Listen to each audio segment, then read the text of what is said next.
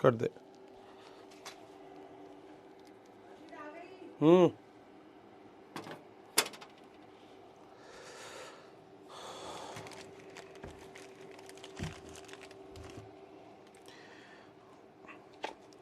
बाखुदा तुम ही हो हर जगह। क्या हाल समाचार, कैसे हैं सारे के सारे लोग? बहुत ही शानदार, मस्त और जबरदस्त होंगे। हम आ गए हैं आज फिर से। जल्दी से आ जाओ तुम भी, क्योंकि जब मिलेंगे तुम और हम तो कुछ ना कुछ तो बढ़िया करेंगे। आ जाओ सारे के सारे।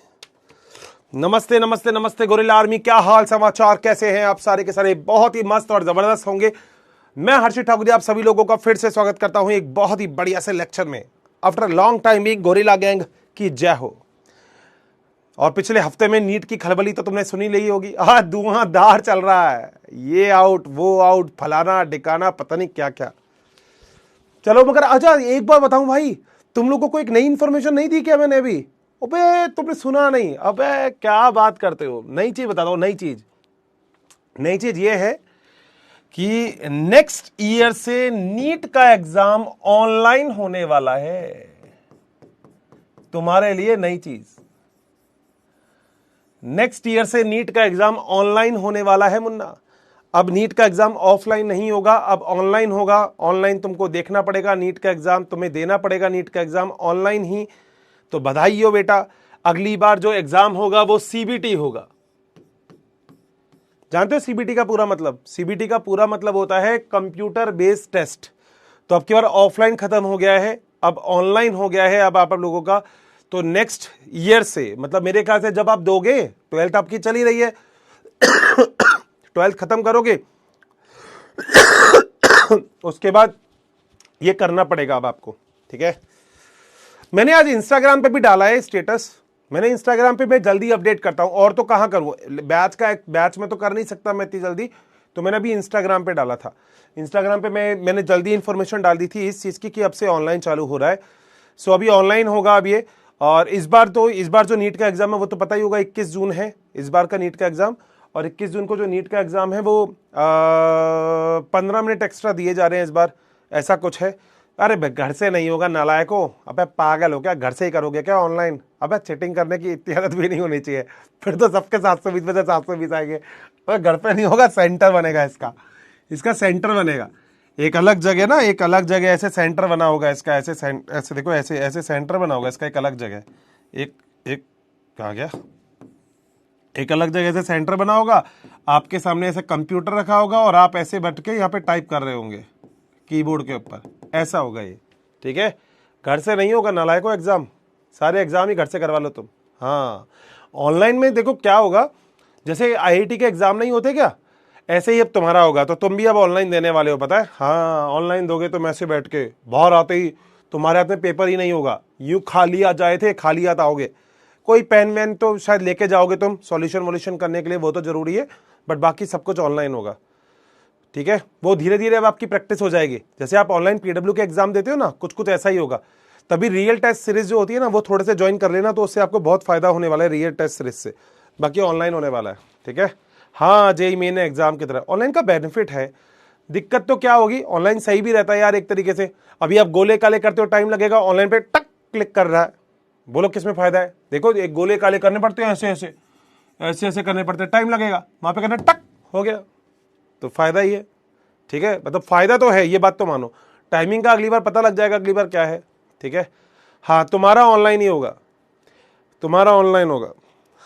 तुम लोगों की बल्ले बल्ले है, हाँ बल्ले बल्ले मान लो तुम लोगों की है। चलो खैर, बढ़िया है बेटा, ऑनलाइन एग्जाम देने में कोई बहुत मजा आएगा फिर तुमको, है ना? तो ये तुम्हारे लिए हो रहा है first time in the NEET history, तुम लोगों का ऑनलाइन एग्जाम होने वाला है।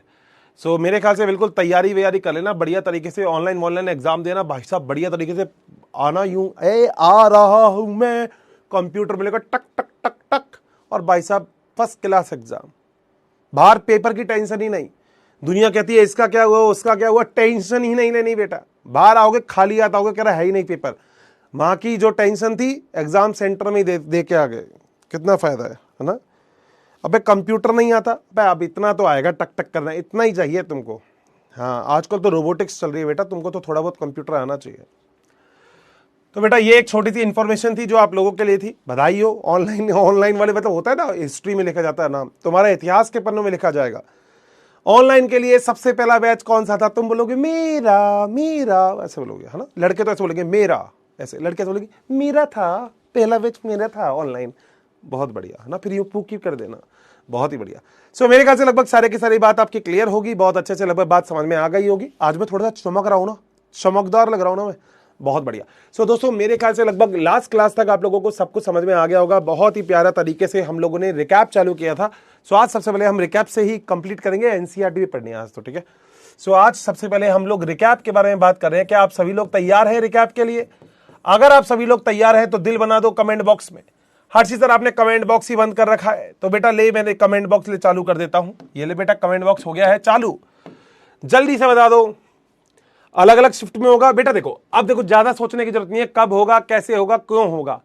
जब होगा तब आपको पता लग जाएगा। अब मैं थोड़ी हूं मिनिस्टर कोई जो मेरे को पता होगा, है ना। हाँ चलो, तो हम इतना अब जरा चालू करते हैं आज की बहुत इंपॉर्टेंट चीज। आज हमें बात करने वाले हैं रिकैप के बारे में। बहुत ही शानदार हम लोग चैप्टर पढ़ रहे हैं। मेरे ख्याल से आप लोगों को दोनों चीजें समझ में आ गई थी। हमने लड़के के बारे में और लड़की के बारे में दोनों को तैयार कर लिया था। हमने लड़के वालों को लड़की की फोटो दिखा दी, लड़की वालों को लड़के की फोटो दिखा दी, और हमने कहा दोनों एक दूसरे को पसंद करते हैं, तो दोनों की हाँ हो गई थी। इस चैप्टर के कई सारे फेज हैं। इस चैप्टर में पहले लड़के लड़की को शादी के लिए तैयार करना है, जो हमने तैयार कर लिया। अब लड़का बारात लेके जाएगा, तो आज वाले जो लेक्चर है उसके अंदर हम बारात की बिल्कुल तैयारी करेंगे। और दोस्तों याद रखना, बारात की तैयारी किसी भी चीज से नहीं होनी चाहिए। वो ऐड बिल्कुल गलत है, बारात का स्वागत तो इससे करेंगे नहीं बेटा। बारात का स्वागत हम बहुत अच्छे से करेंगे आज बात करते हैं दोस्तों इसमें रिकैप के बारे में। बहुत ही शानदार रिकैप है। रिकैप के बारे में अगर बात की जाए तो रिकैप क्या होता है जरा ध्यान से सुन लो। माइक मेरे पास ये रहा। रिकैप जो होता है दोस्तों वो बड़ा शानदार है। इस रिकैप में हमने लड़के के बारे में और लड़की के बारे में बात की थी। हमने बात की थी पोलन ग्रेन के बारे में, परागकण के बारे में। हमने बात की थी 4 प्रकार की इसकी स्तर के बारे में, जिसे हम पराग की जो भित्ति होती है वो पराग भित्ति बोलते हैं। हमने चारों भित्ति बात की थी। हमने बाहरी बार क्या होता है, epidermis, endothecium, middle layer, tapetum, सबके बारे में बात की थी। हमने स्पोरोपोलिन के बारे में बात की थी। हमने स्पोरोपोलिन के अलावा बात किया था कि आखिर किस तरीके से बढ़ता है परागकण, हमने वो भी बात की थी। परागकण वगैरह जब सारा का सारा काम कंप्लीट हो गया था तो हमने पढ़ा था 2 कोशिका की प्रावस्था और 3 कोशिका की प्रावस्था क्या होता है, अब सभी लोगों को पता होगा। कितने प्रतिशत एंजियोस्पर्म में 2 कोशिका प्रावस्था होती है आपको पता होगा। कितने प्रतिशत में 3 कोशिका प्रावस्था होती है वो भी आप लोग अच्छे से जानते होंगे। सारा काम दोस्तों जब हमने कंप्लीट किया था बहुत अच्छे से। ये वाला माइक अच्छा नहीं है ना, अच्छा वाला माइक होना चाहिए ना, मेरे पास है नहीं वैसे। सारा का सारा जब हमने दोस्तों काम कंप्लीट किया था तो हम थोड़ा सा और आगे गए थे। हमने फीमेल के बारे में बात की थी। हमने वर्तिका, अग्रवर्तिका और अंडाशय के बारे में बात की थी। जब वर्तिका, अग्रवर्तिका और अंडाशय इन तीनों चीजों को हम बहुत ध्यान से देख रहे थे, तो इसमें कर लेता हूं। जब वर्तिका, अग्रवर्तिका और अंडाशय इन तीनों को हम बहुत ध्यान से देख रहे थे, तब हमने वर्तिका, अग्रवर्तिका और अंडाशय के बारे में भी बहुत अच्छे से चीजें समझ ली थी। अब बिल्कुल माइक वाली फीलिंग आ रही है। बहुत अच्छे से हमने चीजें समझ ली थी।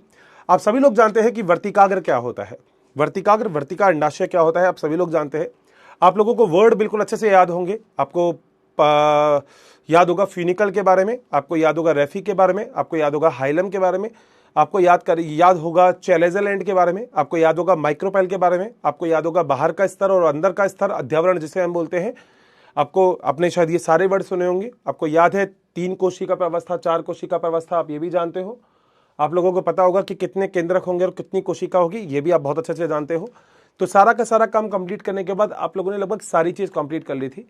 अब जो मैं क्वेश्चन पूछ रहा हूं उस क्वेश्चन का आंसर बस यहाँ पे फटाफट देने की कोशिश करिएगा कि वो कौन सा, मतलब आंसर आपको पता होना चाहिए। आंसर पता होना चाहिए, कितनी कोशिका और कितने केंद्रक पाए जाते हैं, फटाफट से आंसर दे देना। पहला क्वेश्चन यही है। दूसरा आपको ये देना है कि जो अंड कोशिका होती है उस अंड कोशिका के साथ में कौन सी कोशिका पाई जाती है और उनके कितने नंबर होते हैं। तीसरा आपको यह पता होना चाहिए कि उसके पूरे के पूरे जो बीजांड है उसको पोषण देने का काम कौन सी 3 कोशिका करेगी, आपको पता होना चाहिए।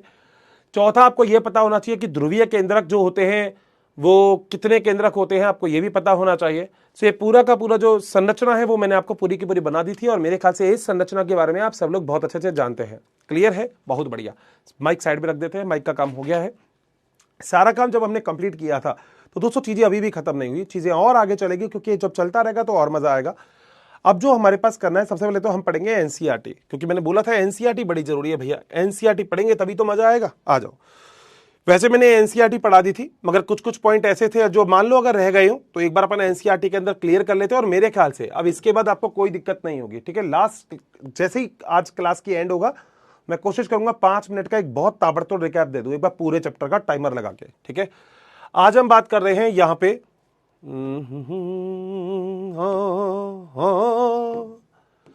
मेरे दिल, आज हम बात करेंगे बेटा पुंकेसर के। ये कैसा कैसा आ रहा है?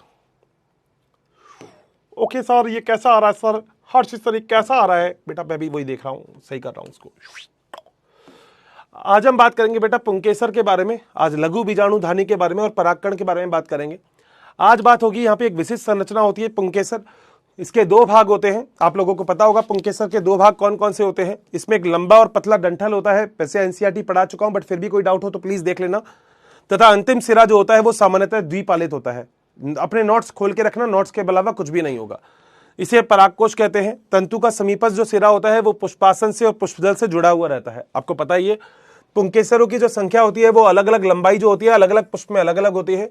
अगर आप 10 पुष्प को देखते हो तो एक एक पुंकेसर एकत्र करोगे तो स्लाइड पर रखोगे तो आप देखोगे कि इनके आकार में बहुत ज्यादा विभिन्नता दिखाई देती है। आपको स्लाइड पे रखने की कोई जरूरत नहीं है, आप मस्त रहो और रिलैक्स रहो। यहां पर प्रकृति में विद्यमान रहते हैं। अगर आप सूक्ष्मदर्शी की सहायता से इनको देखोगे तो सावधानी पूर्वक अगर आप इसको देखोगे, स्पष्ट डायग्राम के साथ आप इसको देखोगे तो परागकोश का जुड़ाव और आकार को आप आसानी से समझ सकते हो। मैं कह रहा हूं दोस्त, कहीं देखने की जरूरत नहीं है, आप लोगों को केवल और केवल मेरा डायग्राम देखना है जो मैंने आपको बनवाया था। बधाई हो। आ जाओ आगे चलते हैं। कमेंट बॉक्स बंद कर देता हूं, पता है कमेंट खुले रहते ना, तुम्हारे मन की व्यथा वहां पे बताते रहते हो। नालायक को पढ़ लो एक बार, क्या लिखते रहते हो वहां पे, पहले ये देख लिया करो ना। यहाँ इतना इंपॉर्टेंट टॉपिक चल रहा है, तुम लोगों का खत्म ही नहीं होता, तुम अलग चलते रहते हो बेटा, क्या बात करते हो। आओ, प्रारूपिक आवृतबीजी परागकोश में द्विपालित होते हैं। बिल्कुल सर, डायग्राम मैं बोल रहा हूं, डायग्राम के अलावा कुछ है ही नहीं एनसीईआरटी में। प्रत्येक पाली में 2 कोष्ठक होते हैं, इसलिए हम द्विकोष्ठकी कहते हैं। मैंने आपको इंग्लिश और हिंदी दोनों लिखवाया है, प्लीज दोनों का भरपूर इस्तेमाल करें क्योंकि नीट के एग्जाम में आपको बहुत फायदा होने वाला है इसका। ठीक है, एक अनुलंब खांच की अगर देखेंगे तो कोष्ठ को अलग अलग करते हुए लंबवत गुजरता है, बीच में से आपने देखा होगा, जिसे योजी कहते हैं। बहुत बढ़िया। परागकोश के अनुपस्थ काट में विभिन्न प्रकार के ऊतकों तथा अनेक प्रकार के संयोजन को हम समझेंगे। परागकोश की द्विपालित प्रकृति, द्विपालित होते हैं ना, पाली पाली द्विपाली। डायग्राम देखना बेटा ना, अब डायग्राम देखना। और परागकोश के अनुप्रस्थ काट को अगर हम काटेंगे तो ये सारे के सारे बहुत अच्छे से अलग अलग होते हैं, दोनों अलग अलग होते हैं। ऐसे परागकोश में 4 कोष्ठक की संरचना होती है, जैसे लघु बीजाणु धानी समाहित होती है। प्रत्येक पाली में 2 होती है। तो आपको याद आ गया होगा ये वाला डायग्राम आपसे क्या कह रहा है। ये डायग्राम मुन्ना आपसे ये कहने वाला है कि यहाँ पे जैसे आपने ये पाली बनाई थी तो 2 पाली के अंदर 2 कोष्ठक यहाँ थे और 2 कोष्ठक यहाँ थे, तो टोटल मिला के 4 कोष्ठक थे हमारे पास। बधाई हो, हमने ऐसा ही कुछ डायग्राम बनाया था। Wow sir. लघु बीजाणुधानी आगे जाके पराग पुट्टिका यानी कि पोलन सैक बनाती है। ये भी मैंने आपको बता दिया था। शुरू में जब तक परागकण नहीं बनते तब तक हम उसको लघु बीजाणुधानी बोलते हैं। जैसे ही परागकण डेवलप हो जाते हैं, याद है मैंने ऐसे एरो करके कुछ डायग्राम आपको बनाया था, है ना, तो लास्ट क्लास वाले को आप पराग पुट्टिका बोल सकते हो। क्यों? क्योंकि अब इसके अंदर परागकण डेवलप हो गए हैं। बहुत ही बढ़िया। यहाँ एक परागकोश में विस्तारित होता है और परागकणों में ठसाठस भरे रहते हैं। यहाँ ठसा ठसा ठसा ठसा, तो चारों तरफ क्या भरे पड़े? ठसाठस भरे पड़े हैं परागकण। ये वाला डायग्राम मेरे ख्याल से आप लोगों को बहुत अच्छे से समझ में आ गया था। हमने परागकोश के बारे में बात किया था। बीच में आपको दिख रही है योजी, ये आपको दिख रहा है डंठल या जिसे हम तंतु बोलते हैं। इस प्रकार से आपने परागकण पढ़े थे, परागकोश जिसके अंदर परागकण पाए जाएंगे, और डेहिसेंस। मेरे ख्याल से डेहिसेंस आपको याद होगा। डेहिसेंस वो जगह होती है जहां से फटता है, याद है ना, मैंने बोला था। मैंने कहा देखो सीधी सी बात है, आपने देखा भी होगा WWE की फाइटिंग देखी है। लड़कों, जब तुमने WWE की फाइटिंग देखती है तो लड़का खड़ा होता है और सामने वाला बंदा आके यूं लात मार देता है, बस काम खत्म। बेटा सामने वाले के ऊपर आक्रमण कर दिया। सेम कंडीशन तुमने वो देखा होगा बाहुबली पिक्चर। तो बाहुबली पिक्चर में वो यहां से जाता है, वो यहां से जाता है। तो सीधी सी बात है दोस्त, किसी को भी अगर आक्रमण करना है तो उसके ऊपर वहां वार करो जहां से वो कमजोर हो। और आपको पता है ये कहां से कमजोर था? यहां से डेहिसेंस जहां पे आता है। और मैंने बताया था डेहिसेंस का मतलब क्या है। यहाँ पे एंडोथीसियम की जो लेयर होती है ना, वो पतली होती है या अनुपस्थित होती है। आपके नोट्स के अंदर मेंशन है सारा का सारा, मेरे ख्याल से, मतलब तुम देखोगे तो तुमको मिल जाएगा। बहुत बढ़िया। लघु बीजाणुधानी की संरचना की बात करेंगे। अगर हमको उसको अनुपस्थ काट में काटेंगे तो लघु बीजाणुधानी बाह्य रूप में लगभग गोलाई में प्रकट होती है। सामान्य रूप से 4 भित्ति वाली परत होती है। आपको चारों भित्ति के मैंने एग्जाम्पल करवा दिए। मैंने बोला बाहर से अंदर पूछे या अंदर से बाहर पूछे, याद रखना। क्वेश्चन आपको कैसा भी दे देगा तो आपको कंफ्यूज नहीं होगा। अंदर से बाहर है टेपेटम, मिडिल लेयर एंडोथीसियम और आउटर लेयर यानी कि एपिडर्मिस। ऐसा बाहर से अंदर भी कर सकते हो। बहुत बढ़िया सर, आ जाओ। एसी यार बिल्कुल मुंह पे हो रखा है ना। इसको करो 25, फैन की स्पीड को करो थोड़ा सा लो और इसको थोड़ा सा ऊपर हटा दो। बहुत बढ़िया, ठीक है, अब मजा आएगा। यहाँ पे बाहरी बाहर एपिडर्मिस होती है, बाह्य त्वचा, फिर एंडोथीसियम होती है, फिर मध्य परत होती है, फिर टेपेटम होती है। ठीक है, आपको सारी पता है। बहुत बढ़िया अर्चे सर, मजा आ गया। ये सारी चीज कंप्लीट होने के बाद हम लोग बोलते हैं यहां पर परागकोश के स्फुटन में परागकण को मुक्त करती है। इसकी सबसे आंतरिक परत कौन सी होती है? टेपेटम। आपको टेपेटम के बारे में याद है, यूबिश बॉडी वगैरह सब कुछ पता है ना। बहुत बढ़िया। यह विकल्पी परागकणों को पोषण देती है। टेपेटम की कोशिकाएं सघन जीव द्रव्य वाली होती है। मैंने ये लिखवा रखा है और मैंने बताया भी था सघन जीव द्रव्य क्यों है, क्योंकि इस कोशिका में, टेपेटम की कोशिका बार बार समसूत्री विभाजन के द्वारा केंद्रक बढ़ाती रहती है। अब किसी कोशिका के अंदर अगर बार बार केंद्रक बढ़ते रहेंगे तो सीधी सी बात है, जगह कम होगी तो कोशिका द्रव्य कैसा होगा? सघन होगा। सही बात। यहां पर सामान्य रूप से एक से अधिक केंद्रक पाए जाते हैं, आप लोग जानते हो। ये वाला डायग्राम आप सभी लोगों ने देख रखा है, मैंने बोला था ये डायग्राम से आपके एनसीईआरटी में भी क्वेश्चन आ सकते हैं। अच्छा, एक बात और बड़ी इंपॉर्टेंट मैं आपको बताने वाला हूं। आप लोगों ने ये वाली चीज भी फोकस की होगी कि नीट का एग्जाम कभी भी होता है, जैसे 11th क्लास का एग्जाम हुआ था, अपने सारे के सारे क्वेश्चन नोट से ही आते हैं। मैं ऐसा नहीं बोलता दोस्त नोट से आते हैं, जो पढ़ाया था वही नहीं। मैं बस आपसे एक चीज बोल रहा हूं, देखो मैं पढ़ा रहा हूं एनसीईआरटी, नीट का पेपर बन रहा है एनसीईआरटी में से, तो ये बात तो क्लियर मान लो कि नोट्स में से ही आएगा सब कुछ। भाई नीट का पेपर कहां से बन रहा है? एनसीईआरटी से ना। मैं क्या पढ़ा रहा हूं? एनसीईआरटी। तो नीट का पेपर जब एनसीईआरटी से बन रहा है तो सारा आएगा तो एनसीईआरटी में से। अब ये लाइन में बोल दूं मेरे नोट्स में से आ रहा है, बेटा मैं सब पढ़ाई एनसीईआरटी रहा हूं तो वहीं से ही आएगा, सीधी सी बात है। ठीक है, आगे चलते हैं। सारा नाम मेरे ख्याल से आपने देख लिया होगा, टेपेटम संयोजी, योजी। अब इसने नहीं लिखा योजी में क्या होता है, तुमको पता है इसमें जाइलम और फ्लोएम होते हैं, तुम्हारे नोट्स में सब कुछ है। अंतत्वचा, एंडोथीसियम, बीजाणुजन ऊतक, कौन से? कंजक्टिव टिश्यू, याद है? ओहो, टेपेटम और मध्य परत। सर सारे नाम क्लियर है, ये सारे वही नाम है। आप देख सकते हो टेपेटम बीजाणु मात्र कोशिका, याद है हमने क्या बोला था? इसको एमएमसी बोला था। तुम्हारे डायग्राम के अंदर सब कुछ है और मैंने थ्योरी भी लिखवाई है फिर इसकी। इसके बाद मध्य परत है, एंडोथीसियम है और अंतःत्वचा है। बताओ कोई दिक्कत नहीं ना। और दोस्त देखो थोड़ा सा ना इस चीज पे ट्रस्ट करना चालू कर दो कि अर्षद सर जो आप लिखवा रहे हो मजा आ गया, मतलब डायग्राम के साथ जितनी मैं थ्योरी लिखवा रहा हूं ना वो लिखना चालू कर दो और डायग्राम बना के आना है नीट के एग्जाम, मतलब तुम्हारे अगर 12th का एग्जाम होता है किसी बच्चे का तो बना के आना है तुमको, उसमें लिखना है तुमको सारी की सारी चीज जो भी मैं आपको एक्सप्लेन कर रहा हूं। ठीक है, आपको मेंशन करनी है वहां पे, डायग्राम बना के आने हैं तभी नंबर मिलते हैं। ये वाला डायग्राम भी मैंने आपको बताया था, मैंने कहा फट जाती है, मैंने बोला था फटेगी वहां से जहां पे सबसे ज्यादा कमजोर होगा, और यहीं पे बोला था डेहिसेंस होता है, डेहिसेंस लिखवाया ना एक बार, तो यहां से ही कमजोर होता है। तो ये मैंने बोला था ये क्या है? परिपक्व है। बिल्कुल सही बात है, परिपक्व के अंदर यहां पे दो ही, यहां पे तो टोटल मिला के दो क्या पाए जाएंगे? दो, ये एक, ये दो, पराग पुटिका पाई जाएगी दो मैच्योर के अंदर। ये वाला क्वेश्चन मैंने आपको करवाया भी था, तो हो गया। आगे चलते हैं। केंद्रकों से युक्त होती है। क्या आप सोच सकते हैं कि किस प्रकार टेपेटम की कोशिका द्विकेंद्र की बच सकती है? समसूत्री विभाजन के द्वारा। लगातार विभाजन समसूत्री विभाजन है, केवल केंद्रक का विभाजन होगा और किसी का नहीं। सो इसके अंदर आप लोग अगर आंसर लिखना चाहो तो आप बोल सकते हो समसूत्री विभाजन के द्वारा, और आप लोग लिख सकते हो लगातार केवल केंद्रक विभाजन होगा। केंद्रक में ही समसूत्री विभाजन होकर बहुत सारे केंद्रक बन जाएंगे तो बहुकोशिकीय बनते हैं। इसको हम मल्टी न्यूक्लिएटेड कंडीशन भी बोल सकते हैं। क्लियर? आ जाओ आगे। अगला, एक परागकोश जब अपरिपक्व होता है, आ गया, तो इसके अंदर सुसज्जित सजातीय कोशिकाओं का एक समूह जिसे बीजाणुजन ऊतक कहते हैं। मैंने हिंदी इंग्लिश में लिखा है स्पोरोजेनस टिश्यू, मेंशन कर लेना, देखा हुआ है आपने? बिल्कुल। यहां लघु बीजाणुधानी के केंद्र में होता है, सही बात। अभी लघु बीजाणु जनन कैसे होता है, यानी कि कैसे पॉलन ग्रेन यानी कि पराग कण बनेंगे, वो देखना बड़ा जरूरी है। आ जाओ। जैसे जैसे परागकोश विकसित होता है तो बीजाणुजन ऊतकों की कोशिकाएं अर्धसूत्री विभाजन के द्वारा सूक्ष्म बीजाणु चतुष्क बनाती है। याद आ गया चतुष्क? जिसको नहीं याद हो उसको ये वाला डायग्राम याद आ गया होगा, चतुष्क। मैंने बोला था 3 यहां पे, कहां पे बोल के, अरे बेटा ऐसे बैठना नहीं है, ऐसे नालायकों की तरह नहीं बैठना, बोलना है। पैसे दिए ना बेटा बैच के, ओहो तो बोलो। 3 सामने और 1 पीछे, इसको क्या बोलते हैं? टेट्राहेड्रल। लिखा हुआ है तुमने सब कुछ, बहुत बढ़िया। सो चतुष्क के कोशिकाओं की सूत्रगुणिता क्या होती है? सूत्रगुणिता का मतलब कितने गुणसूत्र पाए जाते हैं। अब यह बात आप जानते हो, किसी भी कोशिका में अगर अर्धसूत्री विभाजन होगा, लिखा हुआ है, तो अर्धसूत्री विभाजन के द्वारा जो कोशिका बनेगी तो इन कोशिकाओं में सूत्र गुणिता यानी कि गुणसूत्र कितने पाए जाएंगे? आधे पाए जाएंगे। एन मिलेगा सब में एन मिलेगा। हो गया आंसर। तो सूत्र गुणिता क्या होगी? एन होगी। एन का मतलब क्या होता है? अगुणित। याद आया अगुणित पढ़ा था कभी? हाँ सर, अगुणित को क्या बोलते हैं?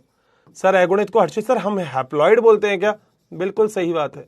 तुमको सब कुछ आता है बट तुम ऐसे ही कंफ्यूज होते हो। देखो सब कुछ तुम्हारे नोट से बाहर कुछ भी नहीं होगा, विश्वास करो। ठीक है, आ जाओ आगे।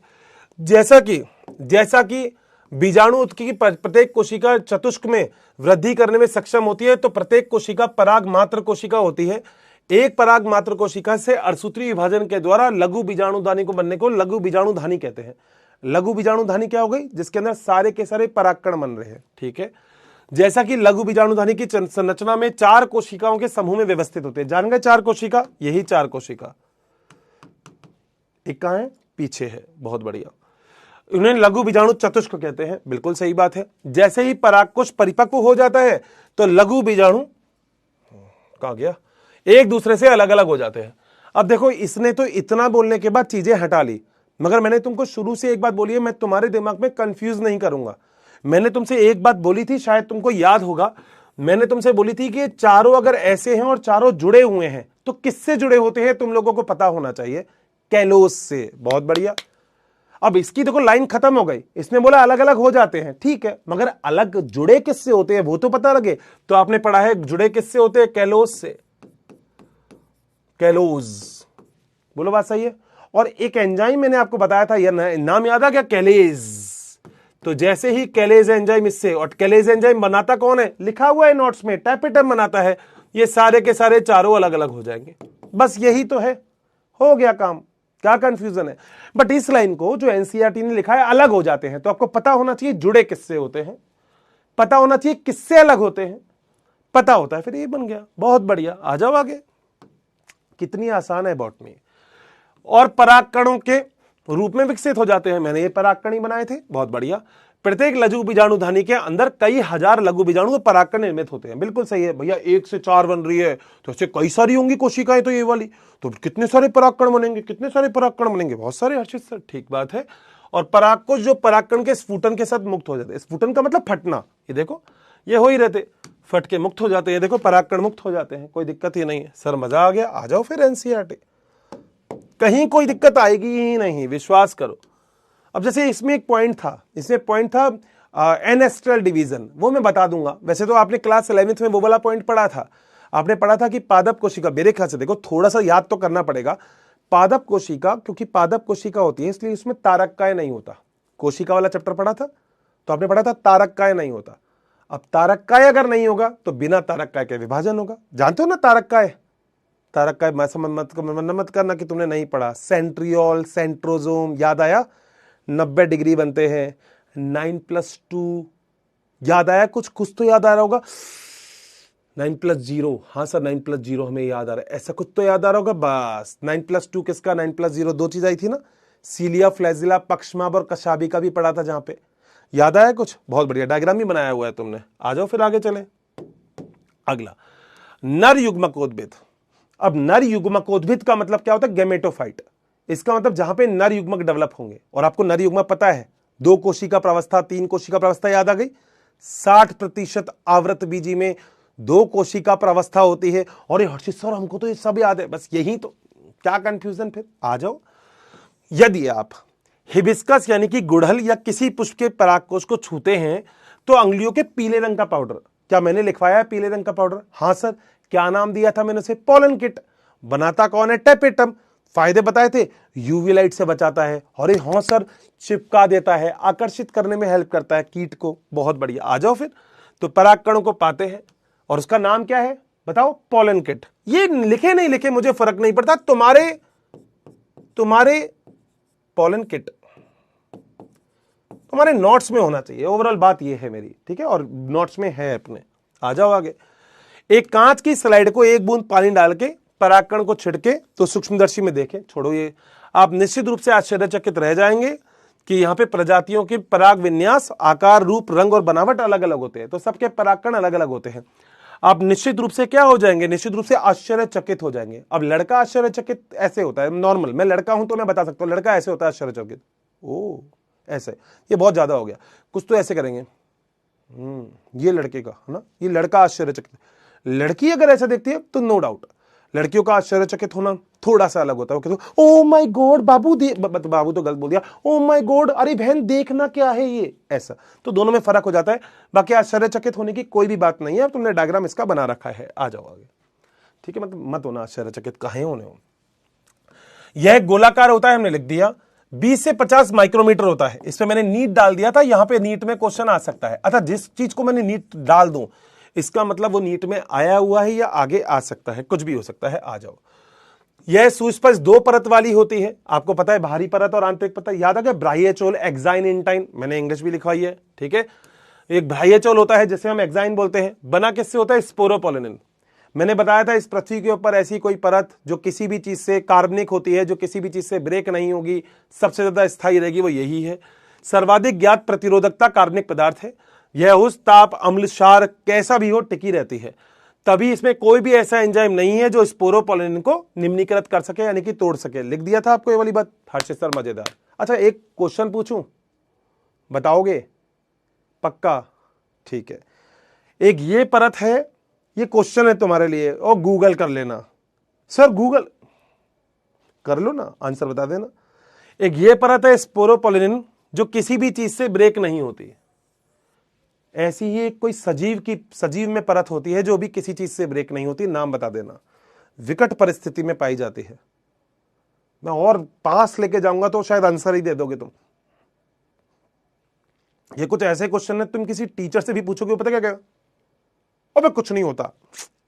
स्पोरोपोलिन तो ठीक है पादप में, मैं तुमसे पूछ रहा हूं ऐसा कोई है क्या, कुछ और ऐसी कोई संरचना है जो ऐसे ब्रेक नहीं होती? बताना, अगर ढूंढ लो तो। नहीं ढूंढे तो वापस से मेरे पास ही आ जाना, मैं बता दूंगा। ब्राह्यचोल में सूक्ष्म द्वारक होते हैं। द्वारक जान गए आपने, क्या बोलते थे, क्या होते द्वारक? हाँ, गैप जो बीच में बनाए थे मैंने, है ना, छिद्र जो बनाए थे, जैसे हम जनन छिद्र कहते हैं। बहुत बढ़िया सर, डायग्राम में। हाँ, स्पोरोपोलिन नहीं होगा, ठीक है। जीवाश्म में भी ये बहुत ज्यादा मिलते हैं। मैंने जीवाश्म बताया था, लिखवाया भी है नोट्स में, जिसे फॉसिल बोलते हैं। मैंने बोला था फॉसिल के अंदर ये सबसे ज्यादा पाए जाते हैं। जीवाश्म जो जमीन से निकलते हैं, पेट्रोलियम उत्पाद में सबसे ज्यादा मिलते हैं। क्यों? स्पोरोपोलिन डैमेज ही नहीं होता, लिख रखा है उसने। उसमें स्पोरोपोलिन की उपस्थिति होती है। ब्राह्यचोल डिजाइन में एक आकर्षक पंक्तियां दर्शाती है। क्या विचार है? ब्राह्यचोल कठोर होना चाहिए, बिल्कुल कठोर होना चाहिए। जनन छिद्र का क्या कार्य है? पराग नली का डेवलप होगी, यहां से लिख देता हूं आंसर। पराग नली का विकास, तो पराग नलिका यहीं से ही बनेगी, जनन छिद्र से। क्लियर? ये डायग्राम दे रखे हैं कि अलग अलग प्रकार के, जो भी उसने लिखा था, अलग अलग तरीके की संरचना हो सकती है। इलेक्ट्रॉन सूक्ष्मदर्शी से देखोगे तो अलग अलग। पता है इलेक्ट्रॉन सूक्ष्मदर्शी क्या होती है? तुमने क्लास 11th में जब कोशिका वाला चैप्टर पढ़ा था तब तुमने ये बात देखी थी, इलेक्ट्रॉन सूक्ष्मदर्शी एक ऐसी सूक्ष्मदर्शी होती है जो, सर दोबारा बोलना, दोबारा बोल रहा हूं, इलेक्ट्रॉन सूक्ष्मदर्शी एक ऐसी सूक्ष्मदर्शी होती है जो इस प्रकृति के ऊपर किसी भी छोटी से छोटी चीज को सबसे बड़ा करके दिखा सकती है। इतनी सस्ती नहीं होती, तुम्हारे स्कूल में नहीं है। जो तुमने नॉर्मल माइक्रोस्कोप देखी ना तुम्हारे लेबोरेटरी में, वो तो कंपाउंड होती है, वो 10-1 हजार की, 7-8, 9-10 हजार की मिल जाती है। ये महंगी आती है। ये इलेक्ट्रॉन, ये सस्ता काम नहीं है बेटा। इसमें फिर अंबानी अडानी तक होना चाहिए मामला। आ जाओ। आंतरिक को अंतःचोल कहते हैं। पेक्टोसेल्युलोज से बनती है, थोड़ा सा लचीला होती है। याद आ गया? बहुत बढ़िया। यह सतत होती है, सेल्युलोज और पेक्टिन की बनी होती है। यह एक प्लाज्मा भित्ति के द्वारा जुड़ी होती है और पराग कणिका परिपक्व होता है, उससे 2 कोशिका, कायिक कोशिका और जनन कोशिका समाहित होती है। याद आ गई? 2 कोशिका, एक कायिक एक जननिक। कौन सी किस में तैरती है तुम्हें पता होना चाहिए इसके बारे में भी, क्योंकि ये वाली बात भी मैंने तुमको लिखवा दी थी कि ये कोशिका उस कोशिका में तैरती है और वो कोशिका इस कोशिका में तैरती है, तो ये भी आपको पता होना चाहिए। ठीक है, आ जाओ। यहां कायिक कोशिका बड़ी होती है जिसमें प्रचुर मात्रा में खाद्य भंडार होता है और अनियमित केंद्रक पाया जाता है। जनन कोशिका छोटी होती है और जनन कोशिका कायिक कोशिका में तैरती है, कोशिका द्रव्य में तैरती है। नीट के अंदर क्वेश्चन आ सकता है कौन किस में तैरता है। सीधी सी बात है बेटा, जो छोटा होगा वो बड़े में तैरेगा। नाव पानी में तैरती है बेटा, पानी नाव में कभी नहीं तैरता, ये आपको पता होना चाहिए। तर्कु आवृत्ति होती है, घने जीव द्रव्य होते हैं, एक केंद्रक होती है। 60% में 2 कोशिका प्रावस्था होती है। याद आ गया? 60% 2 कोशिका कौन सी? एक कायिक एक जननिक। बचे हुए में 3 कोशिका प्रावस्था, जिसमें जनन कोशिका विभाजन होकर 2 नरयुग्मक बनाती है। याद आ गया होगा, मैंने लिखवाया भी है तुमको। वाओ सर, ये एनसीईआरटी है, आ जाओ। शेष प्रजातियों में जनन कोशिका सूत्री विभाजन के द्वारा, किसके द्वारा? सूत्री विभाजन के द्वारा परागकण झड़ने से 3 चरण 2 नरयुग्मक बनाती है। याद आ गया, जनन कोशिका का विभाजन होगा तो 2 नरयुग्मक बन जाएंगे। अनेक प्रजातियों में, कुछ लोगों में एलर्जी भी करती है, मैंने लिखवा दिया। श्वसन संबंधी करती है, कभी कभी बहुत चिरकालिक का मतलब बहुत लंबे वाले, बड़े वाले श्वसन के विकार जैसे ज्वमा, श्वसनीय शोध आदि भी हो जाते हैं। यह बताया जा सकता है भारत में गेहूं के साथ, ये मैंने बताया था, कौन सी? पार्थेनियम, ये गिफ्ट आ गई थी, जैसे मैंने तुम्हें बताया था ना, वो भी आ गई थी अपने पास। क्या? जलकुंभी। जलकुंभी भी तो बेटा ऐसे ही आई थी। जैसे यहां से तुम्हें पता होगा बासमती चावल तुमने खाया है, बासमती चावल के ऊपर राइट ना इंडिया वालों का है ही नहीं। इंडिया वाले बासमती चावल का राइट नहीं रखते, फॉरेन के पास है बासमती चावल। जो तुम खाते हो ना, बासमती चावल है, ये होने को इंडिया का है, उन्होंने वहां पे जाके क्लोन कर लिया उसको। समझ में आ रही है? और हमने भी फिर हमारे यहां से उसको बेचा, किसको? अरे वही सोनू, छोटू को। हाँ, तुम्हारे यहाँ पे किसी का नाम छोटू है तो चिढ़ना मत। हमने भी छोटू को बेच दिया, हमने कहा जा छोटू तू कुछ करके आ। छोटू भी गए यहाँ से, छोटू ने कहा मैं हिला दूंगा सबको। छोटू वहां से बेटा लिया है जलकुंभी, क्योंकि जलकुंभी के फूल बहुत अच्छे होते हैं। जलकुंभी एक ऐसी चीज है तो तुमने तुम्हारे गांव में भी देखी होगी भाई साहब, पूरे के पूरे तालाब के ऊपर छा जाती है वो, और पूरा इकोसिस्टम, परितंत्र खत्म कर सकती है वो। क्यों? पूरे तालाब पे छा जाएगी, नीचे जो मछली वछली तैरती है ना अपने आराम से, ओय बेटा उनका ओय हो जाता है वहां पे। सर ऐसे कैसे? सूरज का प्रकाश अंदर जाता ही नहीं है, ऑक्सीजन जा ही नहीं पाती पानी में, तो सारा का सारा नीचे वाला जो परितंत्र होता है, सारे जीव जंतु, तो तभी जलकुंभी कहीं पे भी होती है ना तो उसको हटाना बहुत सही होता है। बताना जरूर तुम्हारे गांव में है जलकुंभी, नहीं है तुम्हें पता होगा। जो परागकण का एक एलर्जी कारक है, इसने एक बता रखे, मैंने कई सारे बताए। चीनोपोडियम, पार्थेनियम जिसे कैरेट ब्लास्ट बोलते हैं, अरे हर्षित सर बहुत बढ़िया। एमेरैंथस, मैंने तुम्हें सारे नाम लिखवा रखे हैं, याद रखना बस। 2-3 चीजें बस मैं एक्स्ट्रा लिखवाया था, वो याद रखा करो, तभी तो मजा है। परागकोश पोषण से भरपूर होते हैं और इसको हम टैबलेट्स के रूप में लेते हैं, मैंने बताया था, याद आ गया? जिसके अंदर एक बच्चा यूं कहता है यार हर्षित सर एक बार बताओ घोड़े को क्यों खिलाते हैं? अबे बेटा घोड़ा खाएगा, घोड़ा तेप तेप टुकड़ुक टुकड़ुक दौड़ेगा। ऐसे जो एथलीट्स होते हैं वो कहेंगे हम भी खाए, हम भी खाते हैं दोस्त, हम भी खाते हैं, हम खाते हैं भाई साहब यहाँ की लोकल चीज। हम कहते हैं ले कत्था है ये खा ले, बहुत बढ़िया।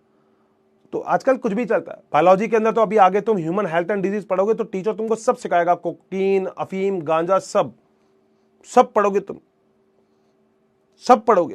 तुम्हें नॉलेज लेना जरूरी है। मैं भी एक चैप्टर पढ़ाऊंगा सूक्ष्म जीव, जिसमें मैं तुम्हें पता है क्या पढ़ाऊंगा? सर क्या पढ़ाओगे? मैं तो पढ़ाऊंगा बियर के बारे में। सुना है बियर, विस्की, ये सब कुछ सुना है ना? बहुत बढ़िया। मैं भी बताऊंगा तुम्हें कि क्या होता है। आजकल तो कई बच्चों को नॉलेज पूरी होती है, मगर नहीं होनी चाहिए। मगर तुम बनाते हो, बायोलॉजी वालों की सबसे बड़ी खास बात यही है, हम लोग बनाते हैं इस चीज को। तुम लोगों ने देखा होगा, जैसे वो क्या बोलते हैं उसको, कच्ची शराब, कच्ची देखे, कच्ची सुनी होगी, कच्ची शराब, ढूला मारू सुना होगा। सबका सब पढ़ाऊंगा तुमको मैं कि एग्जैक्टली क्या होता है उसमें। फर्क एक महंगी क्यों होती है, सस्ती क्यों होती है, सिलेबस में है। ठीक है। भारी मात्रा में यह सिरप के रूप में उपयोग करते हैं और यह खिलाड़ियों और घोड़ों को कार्य दक्षता को बढ़ाती है। घोड़े तेज दौड़ते हैं, खिलाड़ी भी तेज दौड़ते हैं। मजे आ जाओ। ये बेटा इस तरीके से टैबलेट आती है बाजार के अंदर, बहुत ही बढ़िया। बी पोलन देखो टैबलेट है, नेचुरल बी कलेक्टेड है यहाँ पे टाइनी गोल्ड पॉट से, natural food for the honey bee, net weight इसका इतना है। और ये कहां से? इंग्लैंड से है। इंग्लैंड अंग्रेजों का खाना है, इंडिया वाले का कुछ नहीं होगा। या शिलाजीत विलाजीत होगी या फिर अश्वगंधा शतावर, ये होगा सब कुछ हमारे यहाँ पे, वहां पे ये यूज करते। देखो हनी बीज, वाह बहुत बढ़िया। ड्रॉप की फॉर्म में मिलती है, टैबलेट्स की फॉर्म में मिलती है, बहुत ही बढ़िया। आ जाओ फिर आगे। अगली चीज, परागकण जब एक बार झड़ते हैं तो अंकुरण क्षमता को खोने से पहले वर्तिकाग्र पर गिरते हैं।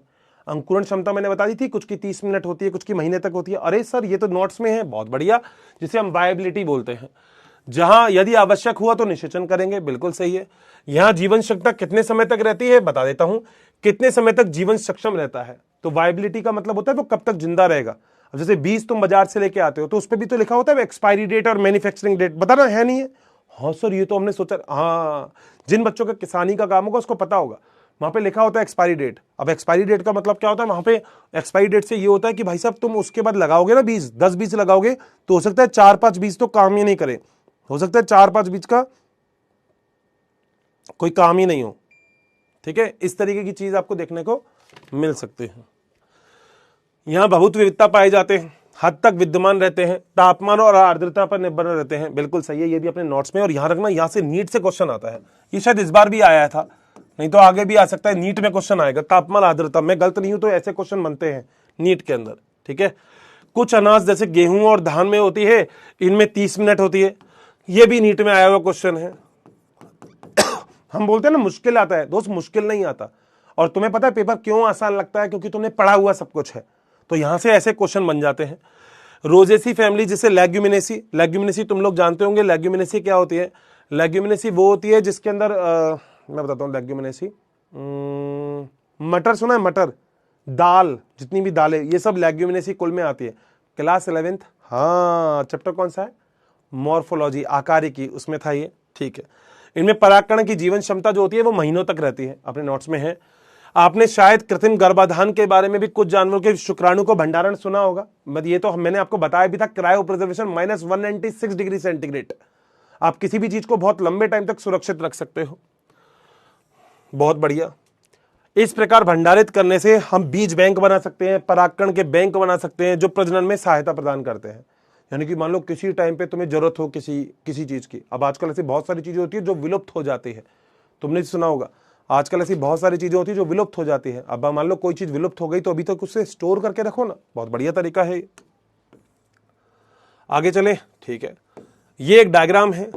इस डायग्राम में ये आप देख रहे होंगे वो परागकण का डायग्राम है। 2 कोशिका 3 कोशिका प्रावस्था। देखो इसके अंदर ये है बिल्कुल राजधानी। राजधानी को क्या बोलते हैं? वैक्यूल, रिक्तिका। तो ये पाई जाएगी, बड़ी बड़ी रिक्तिका, देखो दिख रही है। हाँ, ये केंद्रक दिख रहा है एक, बिल्कुल। अब केंद्रक का कौन सा विभाजन होगा? अर्धसूत्री विभाजन। और कैसा होगा? एसिमेट्रिक। एसिमेट्रिक का मतलब ये मान लो तारककाय नहीं होता पादप कोशिका के अंदर। आपको पता है क्लास 11th में कोशिका वाले चैप्टर में सबसे इंपॉर्टेंट था तारककाय, क्योंकि कोशिका विभाजन में सहायता प्रदान करता है तर्कुतंतु। याद है स्पिंडल फाइबर, उससे गुणसूत्रों को खींचते हो आप, करते हो ना ये वाला सारा काम। बस तभी तो मेटाफेज में सारे गुणसूत्र मध्य में आ जाते हैं, एनाफेज में अलग अलग ध्रुवों पर चले जाते हैं। पढ़ा था ये सर, आपको कैसे याद है? क्योंकि तुम्हें भी याद होना चाहिए। तो जब ये सारी चीज तुमने पढ़ी थी तो एसिमेट्रिक डिवीजन, यानी कि देखा जाए तो आप ये कहते हो बराबर नहीं होता। क्यों बराबर नहीं होता? क्योंकि सेंट्रियोल है ही नहीं भैया। ठीक है, विभाजन हो गया। एक बड़ी कोशिका, बड़ी को कायिक बोलते हैं, वेजिटेटिव। छोटी कोशिका, छोटी को जनन कहते हैं। और छोटी कोशिका बड़ी कोशिका में तैरती है। बहुत बढ़िया सर, बताओ कितना आसान है। अपने नोट्स में ही ये दोस्त सब कुछ, कोई दिक्कत ही नहीं है। अब यहां आ जाओ, ये एक डायग्राम जो आपके नोट्स में है, ये जो आपके काम का है। मगर ये 2 डायग्राम मैंने आपको नहीं बनाए। क्यों नहीं बनाए? मैं चाहूंगा ये आप एनसीईआरटी से ही देखें, बीच वाले 2। क्यों देखें बताता हूं। सबसे पहले तो ये तो आपको पता है, ये स्टिग्मा है, ये स्टाइल है, स्टाइल में रहने का, ये ओवरी है। पुष्पासन को बोलते हैं थैलेमस। ठीक है, सबसे पहले तो यही लिखा है गुड़हल का, स्त्री केसर का प्रदर्शन। बिल्कुल सर, बात सही है। अब अगली चीज देख लो, ये 2 डायग्राम देख लो जरा। पेपेवर, पेपेवर जानते हो? पेपेवर सोमनीफेरम होते हैं, तो ये पेपेवर है। नीट के एग्जाम में क्वेश्चन आ सकता है किसका डायग्राम है, तो आपका आंसर पेपेवर है। इसका वर्तिकाग्र और युक्तांड जुड़े हों, अलग अलग हो, मैंने आपको लिखवा दिया, आपके नोट्स में अलग से मेंशन है ये। ठीक है सर। ये तीसरा है माइचेलिया का डायग्राम, और ये वो डायग्राम है जो मैंने आपको बनाया है आपके नोट्स में। मैंने बस इस डायग्राम को ऐसे बना दिया, याद आ गया?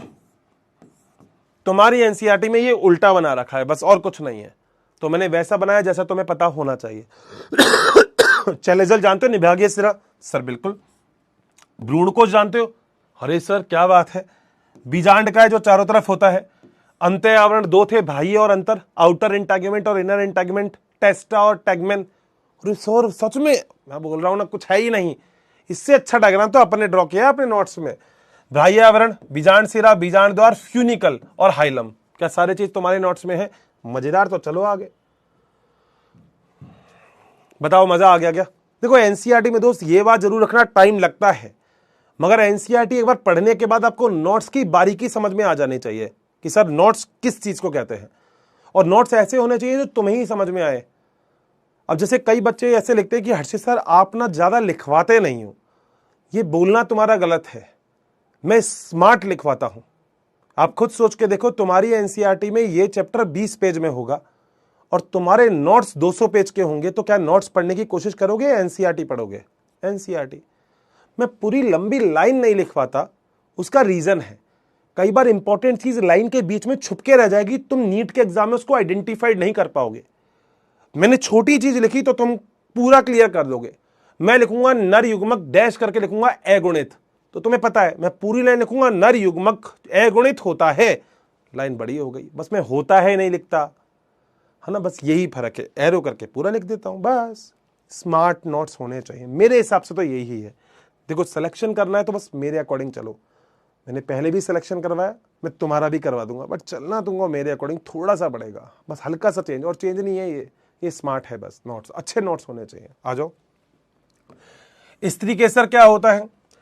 जायांग पुष्प के स्त्री जन्म को होते हैं। अब लड़की को तैयार कर रहे हैं शादी के लिए, जो एक अंडक का भी हो सकता है और एक से ज्यादा अंडे भी उसके अंदर देखने को मिल सकते हैं। बहुत ही बढ़िया, मैंने तो डायग्राम भी बना दिया था इसका।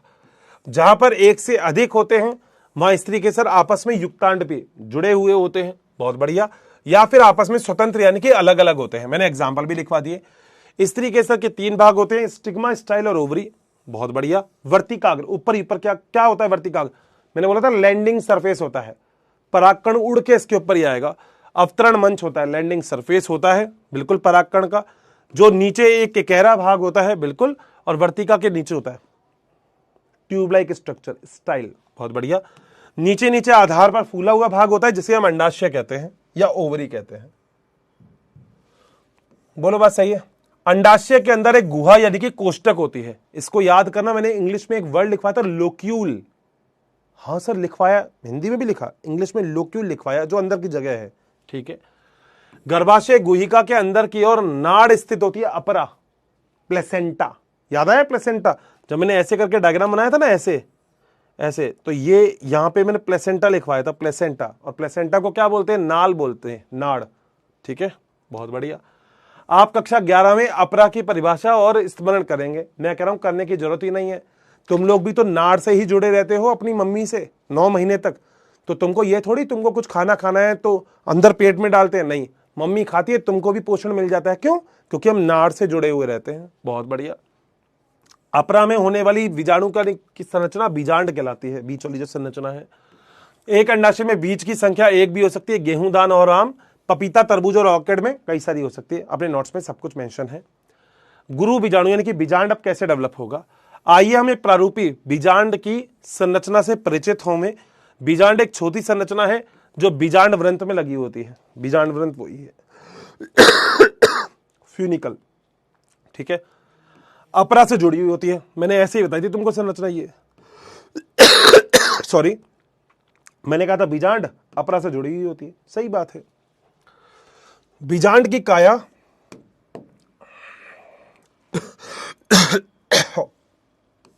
एक नाभिक के क्षेत्र में सम्मिलित होती है। यह नाभिक बीजांड के बीजांड वृंत के संधि बिंदु होता है। नाभिक जान गए? हाइलम। अरे सर क्या बात है, बीच में हाइलम ही होता है ना। फिर रेफी पाई जाती है, ठीक है। इसमें बीजांड में 2 अध्यावरण होते हैं जो उसके संरक्षक करते हैं। याद है क्या? 2, आउटर और इनर, टेस्टा और टैगमेन। अरे सर ये तो पढ़ा है हमने, बस हो गया। अध्यवरण के चारों ओर से घेरने का जो काम होता है। एक जगह होगी बीजांड द्वार जो नीचे छिद्र की तरह आएगा, याद आ गया? मैंने जिस खंड को क्या बोला था? एम। एक था माइक्रोपाइल, एक आधारी भाग कौन सा था? चेलेजल, निभागीय सिरा, बहुत ही बढ़िया। इसको छोड़कर चारों तरफ से एक घेर के रखता है। बीजांड द्वार के दूसरी तरफ चेलेजल यानी कि निभाग होता है जो उसका आधारी भाग होता है। बताओ क्या ये अपने सब कुछ नोट्स में है? नहीं है, है ना? बस यही तो चाहिए। आ जाओ आगे चलते हैं। अध्यावरण से जो कोशिका होती है वो एक पुंज होता है जिसे बीजांडकाय कहते हैं। सारे के सारे संरचना थी बीच में। बीजांडकाय में केंद्रक प्रचुर मात्रा में इसमें भोजन पड़ा रहता है जिसे हम इंग्लिश में बोलते हैं न्यूसिलस। मैंने तुमको दोनों नाम बताए हैं, न्यूसिलस, न्यूक्लियस नहीं है, न्यूसिलस है। बीजांडकाय भ्रूणपोष में मादा युग्मकोद्भिद को हेल्प करता है, वो पोषण तो वही देगा, ठीक है। एक बीजांडकाय में सामान्यतः अकेला भ्रूणपोष होता है, एक गुरु बीजाणु से निर्मित होता है। ये डायग्राम के अंदर हमने देखा ही था। गुरु बीजाणु जनन, अब जो तुमने डायग्राम बनाया वही इसकी थ्योरी है। गुरु बीजाणु मात्र कोशिका से गुरु बीजाणु की संरचना में यहां पे गुरु बीजाणु जनन बनते हैं। बीजांड प्राय अकेले गुरु बीजाणु मात्र कोशिका से ही बीजांडीय क्षेत्र में बनता है। मैंने बोला था एमएमसी, याद है MMC, megaspore mother cell, मात्र कोशिका, बहुत बढ़िया। यह बड़ी कोशिका होती है जो सघन जीव द्रव्य में समाहित होती है और सुस्पष्ट केंद्रक होता है। बिल्कुल।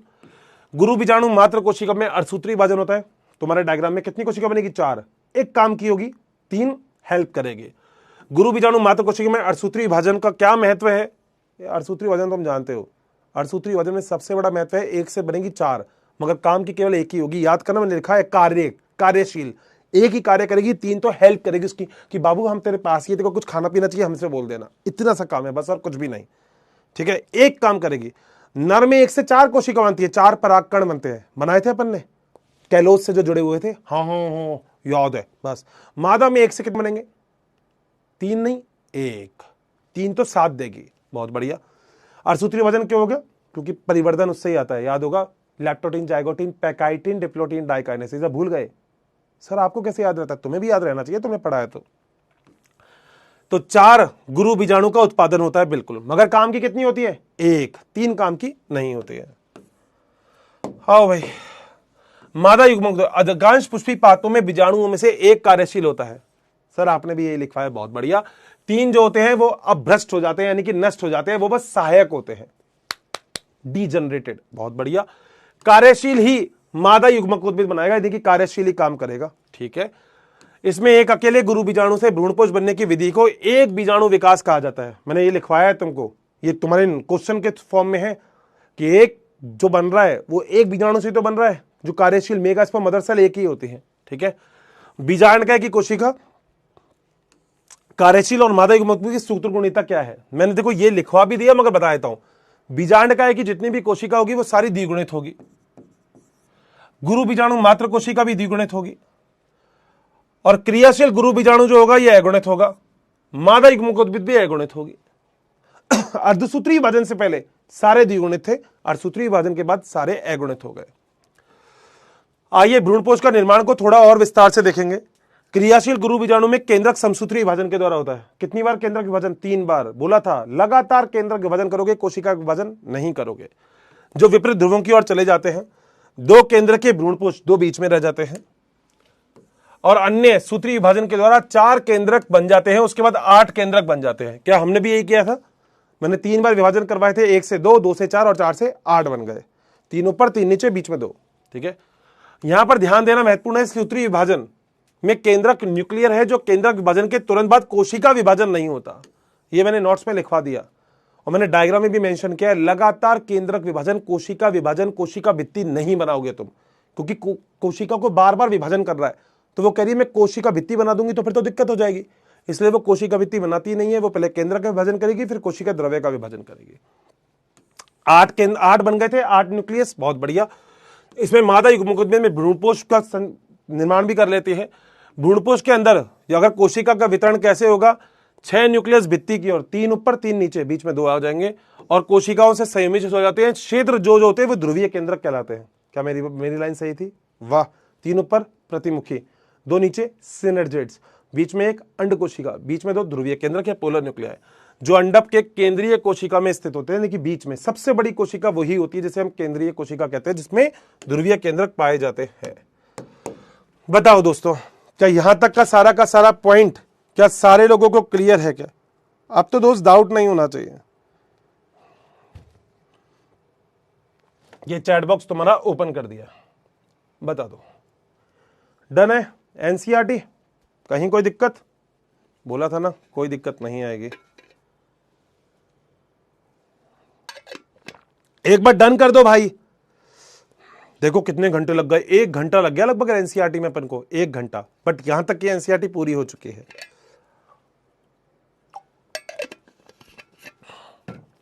तुम्हारी पूरी एनसीईआरटी में 3 चैप्टर सबसे बड़े हैं, ये मॉलिक्यूलर और जेनेटिक्स। तो इसमें अपन को टाइम लगेगा, इसमें जल्दबाजी मत करना, नहीं तो कंफ्यूज हो जाओगे। मैं तो देख जल्दी सिलेबस कर दूंगा, मैं तो ये चैप्टर 5 लेक्चर में भी पूरा कर सकता हूं, मगर मैं नहीं कर रहा क्योंकि मुझे आराम से चलना है भाई। इसमें कोई जल्दबाजी नहीं करनी है। ठीक है, डन है ना?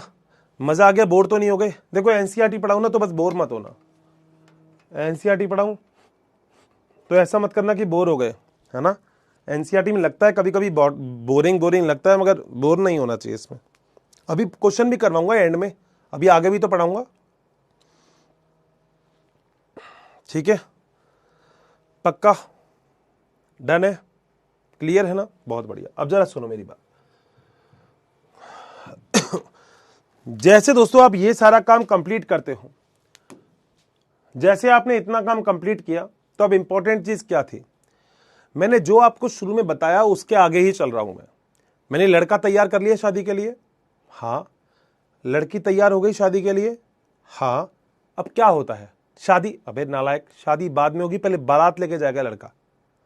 हाँ हाँ हाँ, ये तो हम भूल गए, बस तीसरा स्टेप है, बारात लेके जाएगा अब लड़का, ठीक है। तो अब जो मेरा स्टेप है आज का, वो है परागण। परागण को हम बोलते हैं पॉलिनेशन।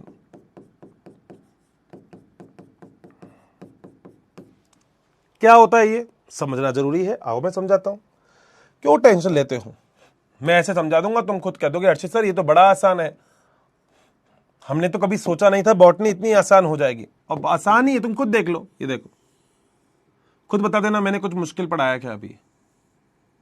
ये ठीक है, तीनों चीज जानते हो नाम, हाँ सर तीनों का नाम पता है हमें, ठीक है। नहीं पता है तो बेटा कोई बात नहीं, मैं एक बार और लिख देता हूं। ऊपर वाला होता है वर्तिकाग्र, स्टिग्मा, ये होती है वर्तिका, स्टाइल, ये होती है अंडाशय, ओवरी। मैं बार बार आपको इसलिए बताता हूं क्योंकि आप लोगों को याद रहे कि मैं इंग्लिश वाले वर्ड भी यूज कर रहा हूं, तो आप लोगों को दिक्कत नहीं हो कि हर्षित सर इंग्लिश वाले क्यों, इंग्लिश हिंदी में दोनों यूज कर रहा हूं, ठीक है। अब मैं एक डेफिनेशन बताता हूं कि ये जो ऊपर लिखा है ये क्या है, इसकी डेफिनेशन भी तो लिखनी पड़ेगी। हाँ सर बताओ, देखो ध्यान से सुनना। लड़की है, हाँ, शादी के टाइम बारात लड़की के घर ही तो जाती है, हाँ सर बिल्कुल सही, बहुत बढ़िया। तुम्हें पता होगा, तुम्हें जितना पता होगा शादी के बारे में उतना ही बताऊंगा। देखो ये क्या है, ये परागगण है, परागकण, कंफ्यूज मत होना, परागकण है ये, पोलन ग्रेन, ये परागगण है, नाम थोड़ा मैच करता है, ये पोलन ग्रेन है, ठीक है। परागण की डेफिनेशन बता रहा हूं, ठीक है। यहां से ये उड़ता हुआ जाएगा और यहां पे जा रहा है बस। अरे सर ये बस इतना, हाँ क्या हुआ ये सर, डेफिनेशन हम बताएं, बताओ भाई। सर परागकण का वर्तिकाग्र पर पहुंचना ही परागण की अभिक्रिया कहलाती है। अरे सर ये तो अच्छी सर बड़ा आसान है, आसान है तभी तो बोल रहा हूं, लिख दो। परागकण का वर्तिकाग्र पर पहुंचना ही परागण कहलाता है।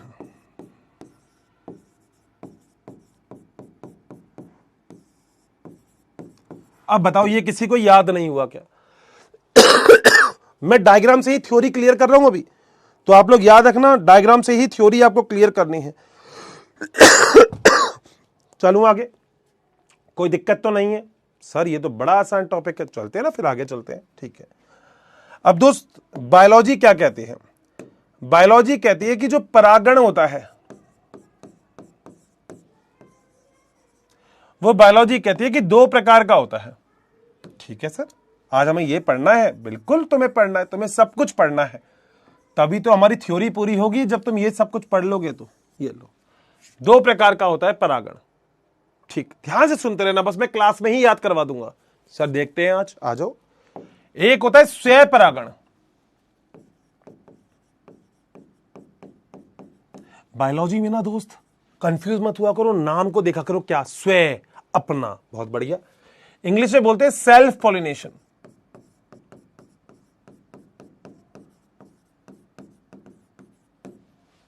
एक होता है पर परागण, पर मतलब पराया, ओहो, पर परागण,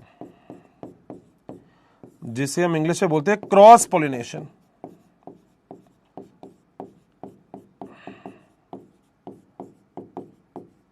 बोलो क्या यहां तक मेरी बात बिल्कुल क्लियर हो गई क्या? 100%? कोई दिक्कत तो नहीं है? नहीं सर, मजा आ गया, ठीक है। बायोलॉजी कहती है कि स्वयं परागण आगे जाके दो प्रकार के होते हैं। मैं चाहता तो तुम्हें ऐसे भी लिखवा सकता था लाइन टू लाइन, मगर ये तुम कभी भूलोगे नहीं जो मैं अब लिखवा रहा हूं, इसलिए बस मैंने इसको ऐसे कर लिया। अब भूलोगे नहीं तुम कभी भी, कभी नहीं भूलोगे स्वयं परागण क्या होता है और कभी नहीं भूलोगे पर परागण क्या होता है। ठीक है भैया, क्या मैं आगे चल सकता हूं? हाँ, दो प्रकार का होता है स्वयं परागण। कौन कौन सा? एक होता है ऑटोगेमी, एक होता है जिटेनोगेमी। ओहो, एक क्या होता है? ऑटोगेमी। याद रहेगा ऐसे ऑटोगेमी? हाँ सर। एक होता है जिटेनोगेमी। मैं हिंदी में लिख दूं क्या? सर हिंदी में अच्छा रहेगा, लो, मगर वर्ड इंग्लिश के हैं। ऑटोगेमी और एक होता है जिटेनोगेमी।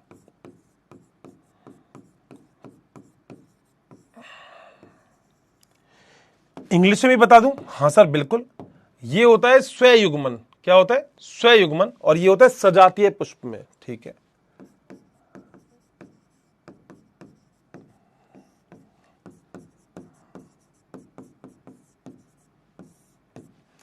कौन सा आसान लग रहा है टर्म समझने में?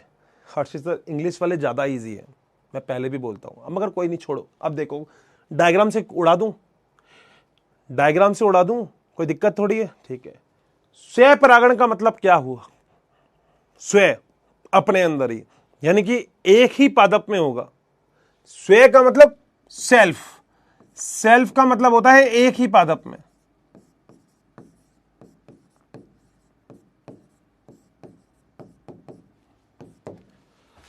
पर परागण क्या होता है? अलग अलग पादप में, यानी कि दो पादप में।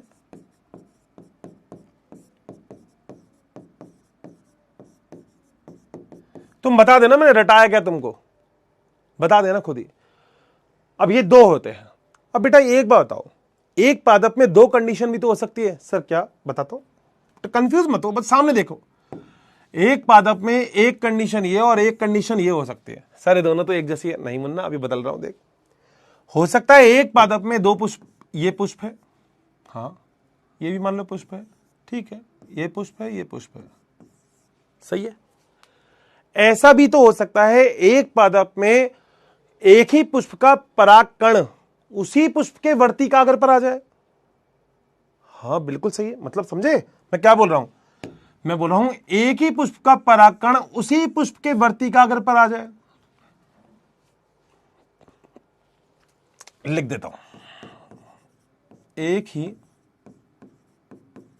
पादप में एक पुष्प का परागकण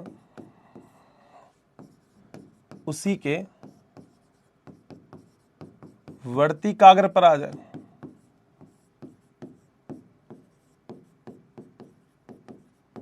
अब यूं मत कहना गोला क्या है, गोला मतलब पुष्प है ना। कहीं यूं कहो ये क्या बना दिया आपने, ये जो बनाया ना, ये पुष्प है, फ्लावर है, ये क्या, वो क्या बना दिया आपने, गोला क्या है? ठीक है।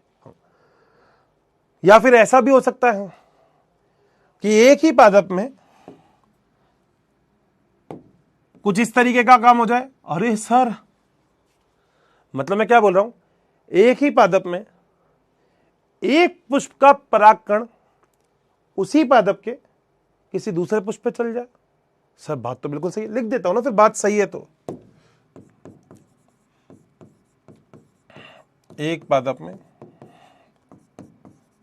एक पुष्प का परागकण उसी पादप के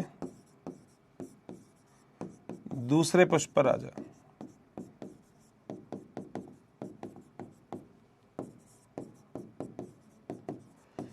अब ये किसी को नहीं समझ में आया तो उसको कभी भी नहीं समझ में आ सकता। इससे आसान बेटा हो ही नहीं सकता कुछ भी। ये सबसे आसान तरीका है जो मैं तुम्हें समझा रहा हूं, सबसे आसान तरीका। बोलो बात सही है? मजा आ गया क्या? सर ये तो बड़ा आसान है। आ जाओ फिर अगले चलते हैं। ये पर परागण, सर ये तो नाम से पता लग रहा है। मैंने कहा पता लग रहा है? अरे सर नाम से पता लग रहा है। मैंने कहा क्या होगा? अलग अलग पादप में। अरे हर्षित सर अब हमें लिखवाने की जरूरत नहीं है, मगर मैं तो लिखवाऊंगा एक बार। देखो ये पादप, एक ये पादप, एक इसका ये पुष्प, एक इसका ये पुष्प, सही है। पता है मैं क्या बनाने वाला हूं, हर्षी सर बोलने की जरूरत भी नहीं है। ये लो, अबे यार देख लो। अरे ये क्या हो गया भाई,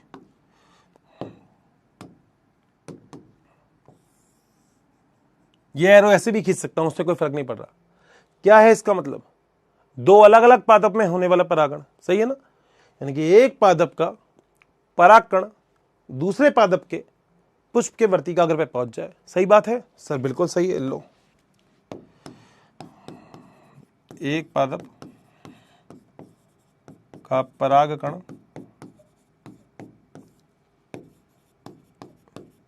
दूसरे पादप के पुष्प के वर्तिकाग्र पर। एक बात और याद रखना, ये दोनों पादप एक ही होने चाहिए। ये नहीं गेंदे का पादप भाई साहब सूरजमुखी के पादप से कराया, वाह क्या हाल चाल है, नहीं बेटा ऐसा नहीं होता। शादी तो लड़के लड़के के बीच में ही हो, लड़के लड़की के बीच में ही तो होगी शादी, नॉर्मल तो यही है ना। हम लोग भी तो जात मिलाते हैं, हम लोग भी तो शादी में ये बोलते हैं तू क्या है, मैं तो बढ़िया हूं, ये लड़की भी बढ़िया होनी चाहिए, ऐसा ही तो करते हैं ना। तो यहां पे भी तो सेम होगा। ये नहीं होगा कि गेंदे का पुष्प है, सूरजमुखी का, भाई साहब आपस में यूं कर रहे हैं, बात कर रहे हैं, नहीं मुन्ना ना मुन्ना, ये होता ही नहीं है। मैं बताऊंगा क्यों नहीं होता, वो आगे आएगा। क्योंकि जब परागकण आएगा ना, जैसे मान लो ये मैंने एक डायग्राम बनाया, मान लो ये कोई एक पादप है एक्स, ये दूसरी जाति का परागकण है, ये यहां पे उड़ के आ भी गया, आ भी सकता है, कोई दिक्कत नहीं है। मैंने यहां पे कहीं नहीं लिखा कि सेम जाति होनी चाहिए, नहीं, क्योंकि डेफिनेशन में कभी नहीं आता ऐसा। मगर यहां पे मान लो एक गेंदे का हो, किसी दूसरे पादप का, भाई साहब कोई अलग फ्लावर है, ये कोई अलग फ्लावर है, इसका परागकण उनके यहां आ गया, समझना मेरी बात। तो ये थोड़ी यहां पे ये कहेगा आओ आओ आओ, बेटा मान लो, मतलब मैं कोशिश कर रहा हूं समझाने की, वैसे तो बात समझ में आ गई होगी। मान लो किसी इंसान की शादी हो रही है, ठीक है, सबकी इंसानों की शादी होती है सबकी, हाँ, मतलब किसी इंसान की शादी हो रही है, ये है ए बैंकेट हॉल मैरिज होम, ये बी मैरिज होम है, ये सी मैरिज होम है, ठीक बात है। ये बारात आ रही है, आज मेरे यार की शादी है, आज मेरे यार की, ये पीछे इसके सारे के सारे ये चिल्लर पार्टी आ रही है, फ्री के लोग, ये फ्री के लोग, इनको कोई काम नहीं, इनको खाना खाने जाना है बस, कह रहे हम तो खाना खाने आए हैं। ये बारात है सारे, ठीक है, ये क्या है, ये है बारात, आए हैं बाराती बारात लेके, ये बाराती है, ठीक है, समझना जो मैं बोल रहा हूं। ये सारे क्या है, बाराती, डांस कर रहे हैं, डांस करने तो आते हैं। हाँ, मैंने एक चीज गलत कर दी, क्या गलत कर दिया, दूल्हा यहां नहीं बैठे, दूल्हा तो पीछे आता है। सर आपको कैसे, अबे शादी में नहीं गया बेटा, मगर मेरे को सब पता है, तो शादी नहीं हुई मगर शादी में तो गया हूं मैं। ये दूल्हा है, ये आगे बैठा हूं, ये दूल्हा है, घोड़ी पे दूल्हा बैठा है, घोड़ी तो मेरे से बनेगी नहीं, जो भी मान लो तुम है ना, कबूतर घोड़ी कुछ भी मान लो, है ना, मैं वैसे डायग्राम अच्छे बनाता हूं, मगर ये घोड़ी है, ठीक है, और ये बैठा दूल्हा, ये दूल्हा इसके ऊपर, ये दूल्हा है, ठीक है। ये पीछे जनरेटर है, जनरेटर भी तो होता है पीछे, जनरेटर है ना, जनरेटर है। दूल्हा हमेशा पीछे क्यों आता है बारात के, तुम्हें पता होगा, क्योंकि सारे लोग कहते हैं हम डांस कर रहे हैं, तू जाए तो पीछे से निकल जा। अब जो मैं बताने वाला हूं समझना, इस बारात को, जब ये बारात जा रही है तो 3 जगह पे शादी हो रही है, यहां पर, यहां पर, यहां पर। तो ऐसा थोड़ी ना होगा कि ये बारात की को जाना तो सी में है, इसकी होने वाली वाइफ तो यहां बैठी है, ये कहेगा वहां नहीं जाऊंगा, यहीं चल जाता हूं, पास की पास है, ऐसा नहीं होता, ऐसा थोड़ी है, अरे पास की पास है यहीं चलते हैं। ये तो बेटा कहीं भी जा सकते हैं, इनको तो खाना खाना है, इनको यहां खिला लो, यहां खिला लो, यहां खिला लो, मेरे को बाराती से मतलब ही नहीं है, मुझे मतलब है दूल्हे से। तो मैं क्या बोल रहा हूं उसको जरा ध्यान से सुनना। मैंने बोला था एक जाति का जो होता है ना, वो अपनी ही जाति के साथ शादी करता है। इसका मतलब अगर इसकी वाइफ यहां पे बैठी है तो ये नहीं होगा बेटा ये यहां से घूम के गया इसमें चले गया, और चल चल शादी तो करनी है कहीं कर लो, नहीं, ऐसा होता नहीं है। ये वहीं जाएगा बेटा जहां पे इसको शादी करनी, ये वहीं जाएगा, यहां से उड़ता हुआ ये सारे के सारे चलते हुए यहीं जाएंगे, क्योंकि यही है इनकी बारात, यहीं जाना है इनको। जो लड़की इसने पसंद की है वो यहीं है। ऐसा नहीं है कि कहीं घुस लोगे बीच में, खाना खाना है हमें तो क्या फर्क पड़ रहा है सर, यहां खाओ यहां खाओ, तुम्हारी बात ही नहीं हो रही। तुम्हारी इज्जत केवल तभी तक है जब तक तुम यहां तक नहीं, गेट तक नहीं पहुंच जाते, उसके बाद तुम्हें कोई कुत्ता भी नहीं सूझेगा। ये तुमने सुनी भी होगी लाइन। सबसे ज्यादा इज्जत किसकी होती है, तुम बताओ सबसे ज्यादा इज्जत किसकी होती है? सबसे ज्यादा इज्जत होती है दूल्हे की। ये चाहे कैसे भी आ रहा है, पीछे चल रहा है, आगे चल रहा है, फर्क नहीं पड़ रहा दोस्त, मगर सबसे ज्यादा इज्जत इसकी होगी। तो यहां पे भी लड़के और लड़की दो की इज्जत है, तभी बोला था आपसे, यही तो समझा रहा हूं शुरू से। बहुत बढ़िया। तो याद रखना, इसे बोलते सही प्रकार का परागण होना। एक जाति का अपनी ही जाति के साथ शादी हो रही है, बहुत बढ़िया, कोई दिक्कत नहीं है। दूसरी बारात यहां चल जाएगी, एक बारात यहां चल जाएगी। ऐसा नहीं होता पहले ये मैरिज होम पड़ा यहीं घुस जाओ, ऐसा ये गलत भी है, ये गलत है। बोलो क्या ये वाला पॉइंट क्लियर है? कोई दिक्कत है?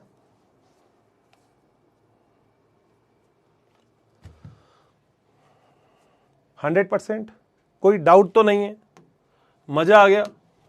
बता दो। अरे बताओ मजा आया क्या? बात मेरी समझ में आ रही होगी सारी, खोपड़ी में आप घुसे, आपके बात कभी नहीं, कभी निकलेगी नहीं ये बात। क्लियर है ना? क्या हो गया? अबे पोल करवा रहा हूं बेटा, पढ़ने तो दे, पढ़ाने तो दे भाई। 1 घंटे एनसीईआरटी पढ़ा ली, अभी थोड़ा तो पढ़ाने दे, पोल करवा दो, फिर पढ़ाऊंगा कब? डाउट? नो डाउट ना? अभी भी डाउट रह गया? यार तुम लोगों को कितना डाउट रहता है, मुझे ये नहीं समझ में आता भाई। सर नीचे से ऊपर कैसे जाएगा पराकण? नीचे तो mg फोर्स लग रहा है। बेटा पराकण हल्का होता है, तो हवा वगैरह चलती है ना, तो उड़ के चल जाता है। तुझे पता होगा अभी 2-3 दिन पहले आंधी आई थी पूरे देश में, तो एक भाई साहब थे, वो टीन का वो पकड़ के बैठे थे, वो 50 फीट ऊपर उड़ गए। इंसान उड़ रहा है बेटा, यहाँ तो कलयुग है बेटा। तेरी बात सही है, नीचे होगा तो यहां से यहां तक कैसे जाएगा बेटा? उड़ता हुआ। या फिर कीड़े के पैर पे चिपक गया तो कीड़ा उस पर बैठ गया, तब भी हो सकता है ना? आर्किड बेटा पादप होता है। स्वयं परागण, ऑटोगेमी, जिटेनोगेमी, परनिषेचन। स्वयं परागण 2 ही होते, ये परनिषेचन तो दूसरा वाला होता है, जिटेनोगेमी होता है, वो जीनोगेमी, सॉरी इंग्लिश में नाम लिख देता हूं, जीनोगेमी है उसका। नीचे से ऊपर बता दिया। सर जी अगर तीनों शादी, अबे यार मुझे नहीं पता यार, तुम है ना घोड़ी नहीं सुअर लग रही है। अबे घोड़ी है वो।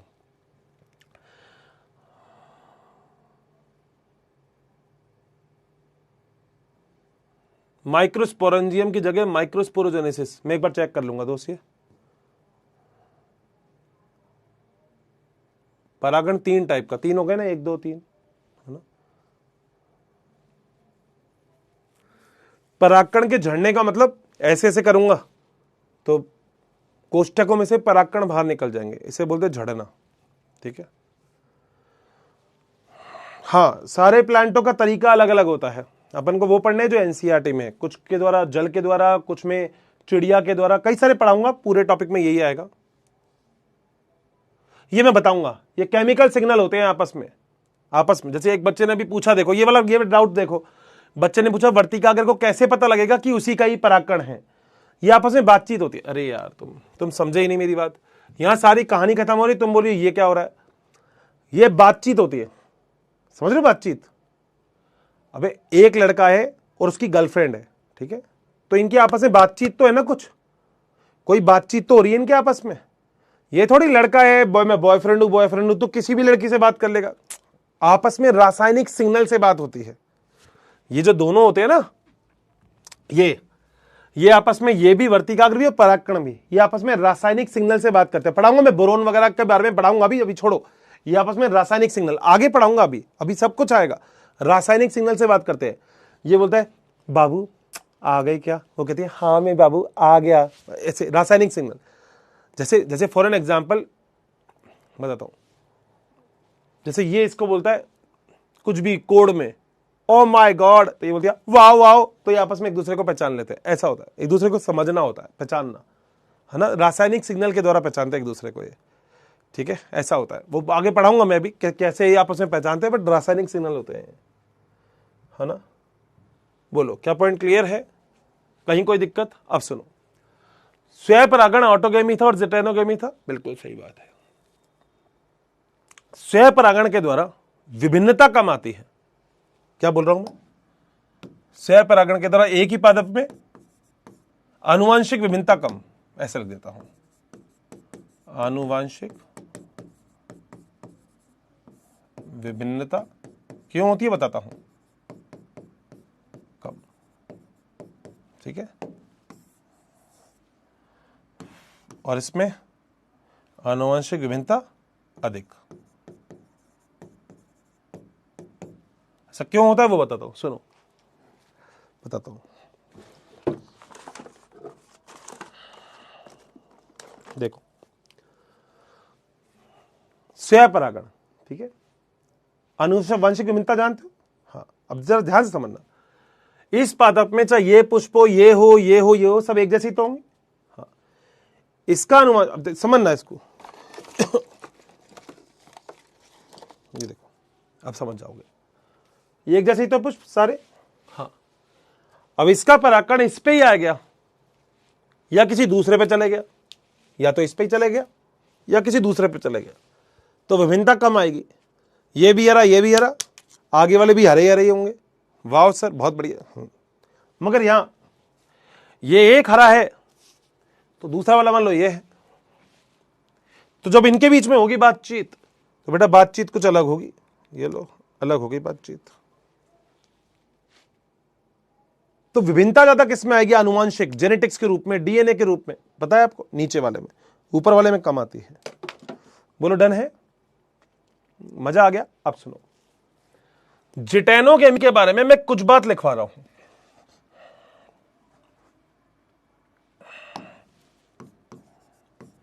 जिटेनोगेमी, पता है, मतलब मैं मना नहीं करता डाउट के लिए, बट मुझे लगता है कि जैसे एक डाउट अभी बहुत अच्छा लगा। क्या अच्छा लगा? कि सर ये कैसे पहचानता है। बट मेरे ख्याल से जब चैप्टर एंड होगा ना, तब तुमको कोई डाउट रहेगा ही नहीं। अब देखो, आलतू फालतू डाउट तो तुम नहीं पूछते, मुझे पता है, मगर कुछ पूछते भी है। अब वो कह रहा है घोड़ी नहीं, ये गधा लग रहा है, ये कोई डाउट नहीं है। मैं कोई वो थोड़ी ना बना रहा हूं, मैं तो ऐसे समझाने के लिए बताया वो।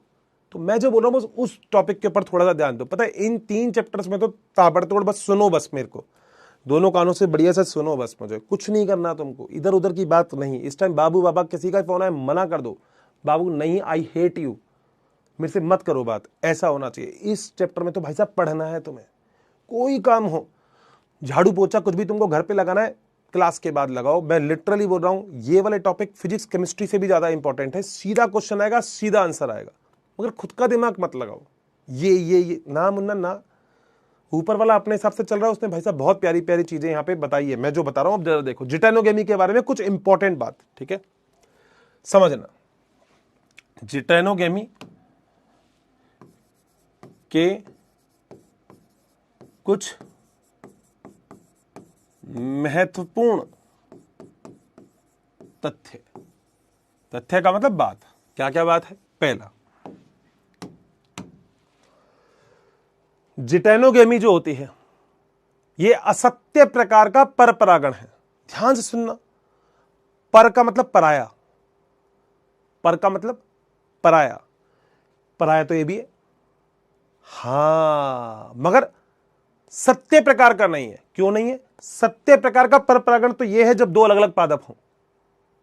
मैं फिर बोल रहा हूं, मेरी बात ध्यान से सुनना, जरा दिमाग लगाओगे तो ही समझ पाओगे, नहीं तो कुछ नहीं समझ में आएगा, सब ऊपर से निकल जाएगा। क्या बोला मैंने? जिटेनोगेमी असत्य प्रकार का परपरागण है। परपरागण का मतलब पराया पुष्प, तो पुष्प तो ये भी पराया है, मगर पादप तो एक ही है।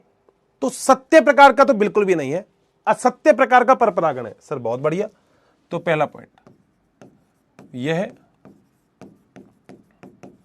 असत्य प्रकार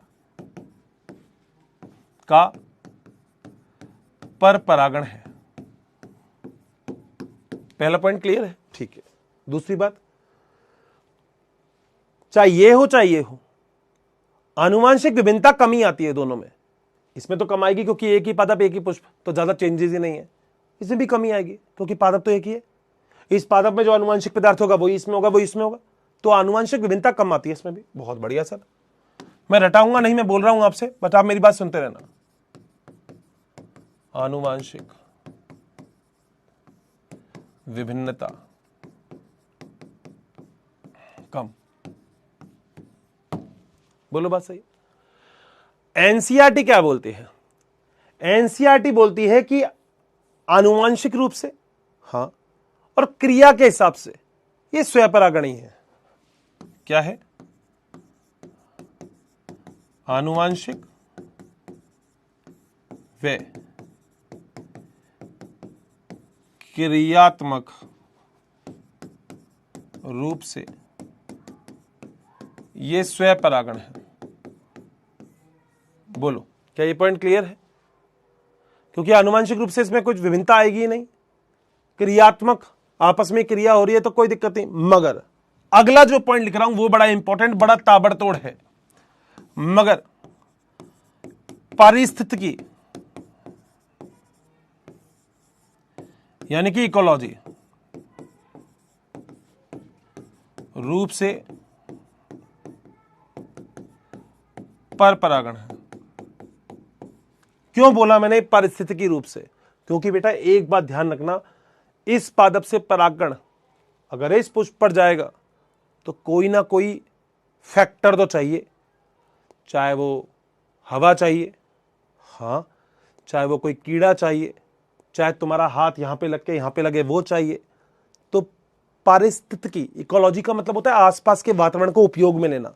तो इसमें तो ये वातावरण का उपयोग लेगा। इसमें तो हो सकता है ये पुष्प है ना, ये ऐसे ऐसे यूं ही हिल रहा है, ऐसे आपस में ही हो गया परागण, कोई दिक्कत नहीं है। मगर यहां से, इस पुष्प से, एक ही डाली पे दो पुष्प लग रहे हैं, यहां से परागण का यहां पे जाना, कोई ना कोई कारक तो होगा इसके लिए रिस्पॉन्सिबल।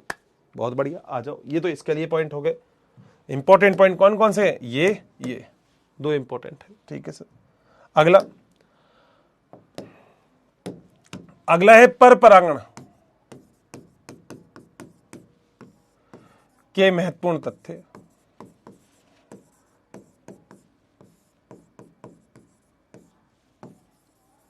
सर मजा आ गया। मैं कह रहा हूं ना, थ्योरी में मैं रटने की जरूरत ही नहीं पड़ेगी। अभी तो एक सेकंड में तुमको रिवीजन करवाऊंगा, देखना जरा।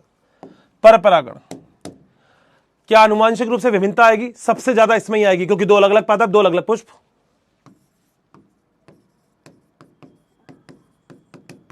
आनुवांशिक रूप से अधिक विभिन्नता। क्या यही सत्य प्रकार का परपरागण है? बिल्कुल सत्य प्रकार का परपरागण। बोलो, क्या पॉइंट क्लियर है? क्या याद रखो, ये डायग्राम याद रहेगा तो थ्योरी देखनी ही नहीं है। क्या इस डायग्राम को मैं ऐसे समझा सकता हूं? देखो, ऑटोगेमी, जेटानोगेमी, जीनोगेमी, एक पादप एक पुष्प, हाँ यही तो था। ओके, एक पादप दो पुष्प, वाओ, दो पादप दो पुष्प। क्या है? स्व पर, ऑटो, जिटेनो, जीनो। कम विभिन्नता, अधिक विभिन्नता। प्योर स्वपरागण, प्योर ही स्वपरागण है, पर परागण तो नहीं है, असत्य है, सत्य प्रकार का। कोई कारक की जरूरत नहीं है, कारक चाहिए, कारक बिल्कुल चाहिए। यहां से यहां तक उड़ के कोई ना कोई तो भाई साहब लेके ही जाएगा। बताओ, क्या पॉइंट क्लियर है? क्या अब इसके बाद कभी नहीं रटना भाई, कभी भी नहीं रटना इसके बाद। और कभी रटोगे तो बेटा फिर रटते ही रहोगे। मजा आया क्या थ्योरी में?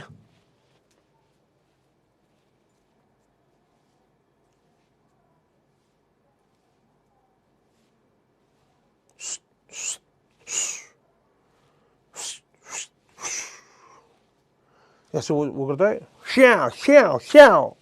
मैं कभी ऐसा बोलूं, स्वपरागण है, स्वपरागण है, पर परागण है। एक पादप एक पुष्प, ऑटोगेमी, एक पादप दो पुष्प, जिटेनोगेमी, दो पादप दो पुष्प, चार पुष्प कुछ भी होगा, जीनोगेमी। खत्म बात, डन है।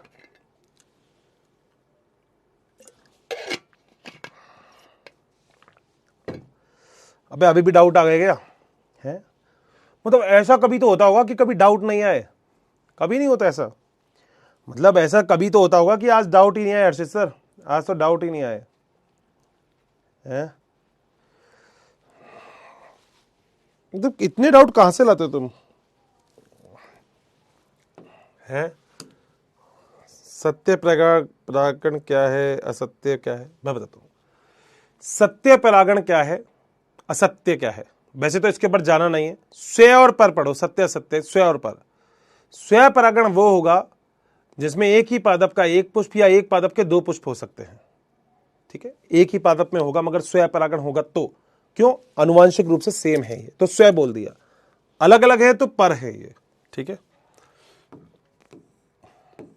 असत्य नहीं आए समझ में? रुक,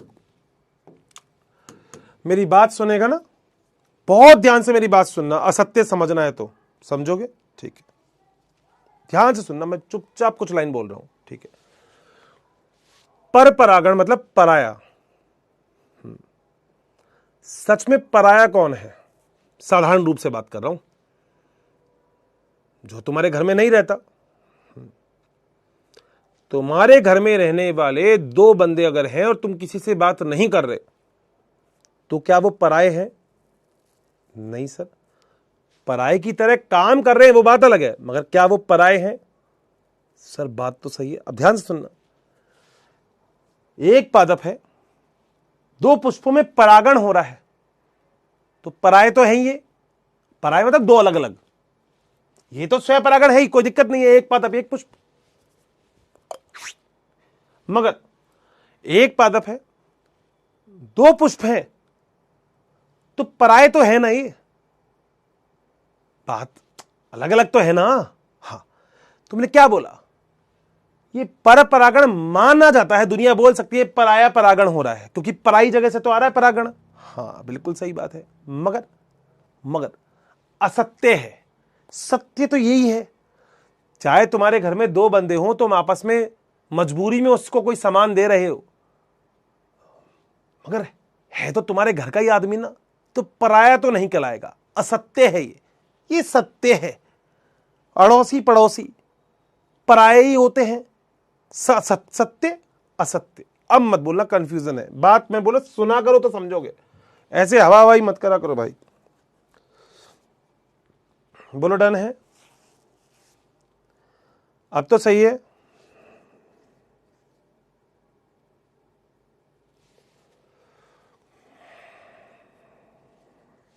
अबे परागण पे सीरियस नालायक समझा रहा हूं मैं। हर्षित सर आप परागण पे सीरियस कैसे हो गए? अबे नहीं करता मैं बात तुझसे, तू मेरी क्लास में है, मैं तुझसे बात नहीं कर रहा, तो है तो तू मेरी क्लास का लड़का ही ना, तो बस वो वाली बात है। ठीक है, क्लियर हुई है बात? खोपड़ी में जा रही है क्या? ये क्या है? ये सबसे ज्यादा विभिन्नता किसमें आएगी? इसमें? ये तो एक ही है ना, या इसमें? पता होना चाहिए। असत्य है, सत्य पर परागण है ये। बहुत बढ़िया, हो गया काम। इतना आसान है यार, समझते ही नहीं हो, फिर बताओ कैसे काम चलेगा।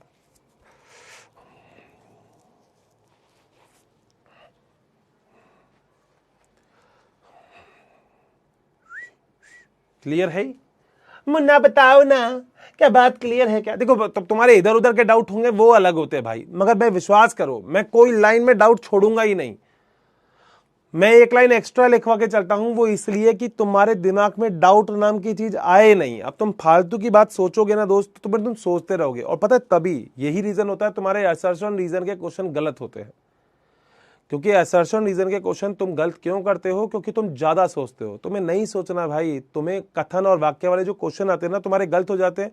तुम कभी सोच के देखना तुम गलत क्यों करते हो। ऐसे कितने बच्चे जिनके गलत होते हैं, सही सही बताना।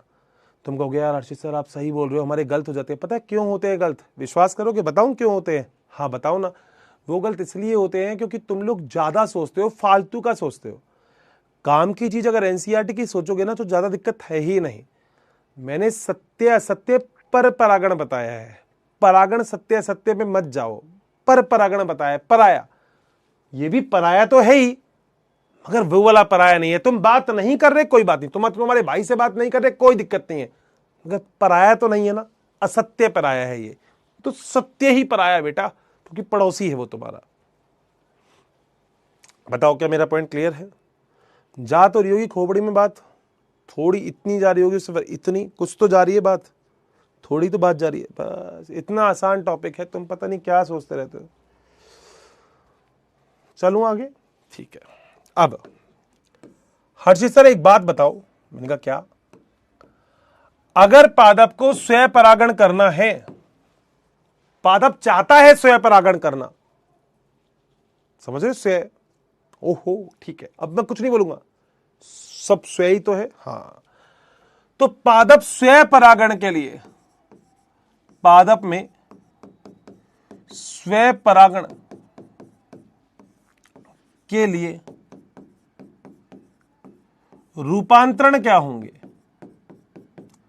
यानी कि पादप अपने अंदर आखिर क्या क्या मॉडिफिकेशन करेगा अगर उसे स्वयं परागण करना है तो। स्वयं का मतलब सर अब ऐसे ऐसे बोलते हो हम समझ जाते हैं, बस हो गया। पादप को अगर स्वयं परागण करना है, ये दूसरा हाथ लेके ही नहीं आऊंगा, नहीं ये तो पर हो जाएगा। हाँ, तो चाहे ये करे ऑटोगेमी, चाहे ये करे जिटेनोगेमी, तो पादप में क्या क्या रूपांतरण होंगे सुनो। अब ध्यान से देखो, इसमें दिमाग प्लीज, मैं हाथ जोड़ रहा हूं भाई, प्लीज फालतू का दिमाग मत लगाना, ठीक है? पक्का? ठीक है। पहला, अगर पादप चाहता है कि स्वयं परागण करे, दोनों में से कोई भी बोल रहा हूं, कोई भी करे, स्वयं परागण भूल गए तो ये लो, ये डायग्राम लो, ये स्वयं परागण का डायग्राम है। अब मत कहना कि हमको दिक्कत आ रही है, ये लो, ठीक है? चाहे पादप ये करे या ये करे। तो क्या पहली बात जो मैं बोल रहा हूं वो सही है क्या? क्या लड़के और लड़की का एक टाइम पर ही मैच्योर यानी कि परिपक्व होना? सर आपके कहने का मतलब बताता हूं। लड़का तो लड़की से पूछता है शादी कर रही हो क्या बाबू? ऐसे लड़के ने आज पूछ लिया, लड़की जवाब 10 साल के बाद दे रही है। क्या ये पॉसिबल है स्वयं परागण में? नहीं। लड़के ने पूछा बाबू आई लव यू, लड़की हाँ मैं तो तैयार बैठी हूं तेरे से शादी करेगी, बस ऐसा स्वयं परागण। लड़का और लड़की, लड़का और लड़की, इन दोनों का एक ही टाइम पे मैच्योर होना, एक ही टाइम पे मैच्योर होना या एक ही टाइम पे परिपक्व होना। तो पहला पॉइंट, नर व मादा भाग का एक ही समय में परिपक्व होना, दोनों एक ही टाइम पे मैच्योर हो। बोलो बात सही है क्या? पहला पॉइंट में किसी को कोई दिक्कत? एक ही टाइम पे लड़का लड़की दोनों तैयार होने चाहिए शादी के लिए। पहला पॉइंट तो क्लियर हो सकता है, ठीक है? मैं स्वयं परागण की बोल रहा हूं। क्या स्वयं परागण में एक और बात हो सकती है क्या? पुष्प बंद हो, खुला पुष्प नहीं, बंद हो ऐसा, तो यहीं का ही वर्तिकाग्र, यहीं के अंडाशय पे, मतलब यहीं का ही परागकण इसी के वर्तिकाग्र पे पहुंच जाएगा, दूसरा का आने का चांस ही नहीं है। ओहो, यानी कि बंद पुष्प होना चाहिए, ये भी बहुत अच्छी प्रोबेबिलिटी है। अब यूं मत कहना इसमें कैसे होगा बंद में, मैंने स्वयं परागण लिखा है, प्रॉपर स्वयं परागण की बात कर रहा हूं, मैंने विभक्त नहीं किया, मैं तो कह रहा हूं दोनों के लिए पॉइंट लिख रहा हूं, कुछ इसके लिए होंगे कुछ इसके लिए होंगे, ठीक है सर? दूसरा पॉइंट, पुष्प का बंद होना, इसे हम इंग्लिश में बोलते हैं क्लिस्टियोगेमस फ्लावर।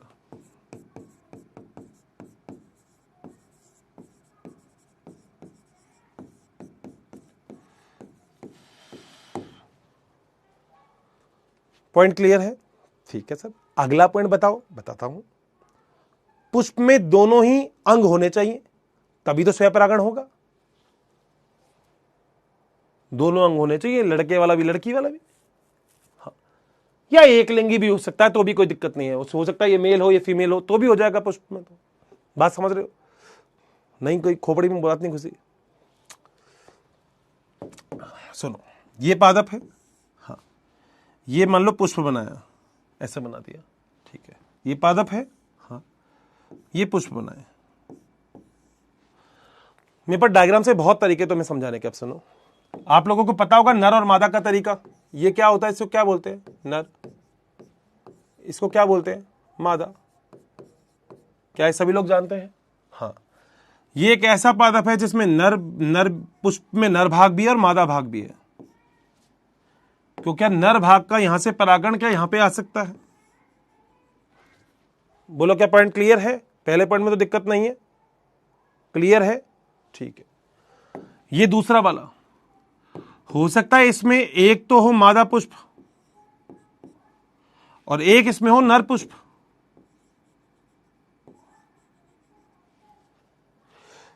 तो फिर ये ऐसे भी तो हो सकता है।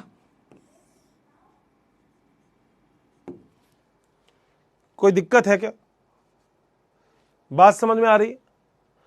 या तो एक ही पुष्प में दोनों चीजें हो, नर और मादा, या फिर एक पादप के दो अलग अलग पुष्प हैं जिसमें एक नर हो एक मादा हो, तभी तो स्वयंपरागण होगा।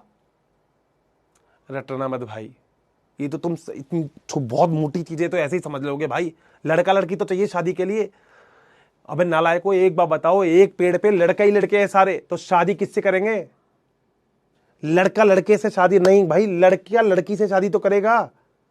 तो अगर लड़के को लड़की से शादी करनी है तो दो कंडीशन होगी। पहली कंडीशन, एक ही जगह पे लड़का लड़की एक ही पुष्प पे दोनों होंगे, या फिर हो सकता है ये हो। ये डायग्राम को ऐसे भी तो बना सकता हूं।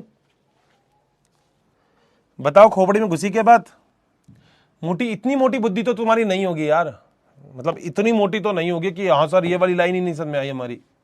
बोलो, क्लियर? ठीक है। तीसरा, हो सकता है पुष्प पुष्प बने ही नहीं, बाल विवाह होते, बाल विवाह गांव के अंदर बाल विवाह होते हैं, लड़का लड़की मैच्योर ही नहीं हुआ, पहले ही शादी कर दी। तुमने सुना भी होगा बाल विवाह तो, हाँ, टीवी के अंदर सीरियल भी आता था बाल विवाह, बालिका वधू आता था पहले, बालिका वधू। बालिका वधू बहुत अच्छा सीरियल था, तुमने देखा होगा बालिका वधू। मतलब कई सारे सीरियल चलते हैं आजकल तो, बहुत सारे चलते हैं, तो तुमने सुना होगा। यानी कि पुष्प का कलिका के समय ही परागण हो जाए, कलिका समय में ही। एक पॉइंट और, पुष्प कलिका समय ही, इसे बड़ बोलते हैं।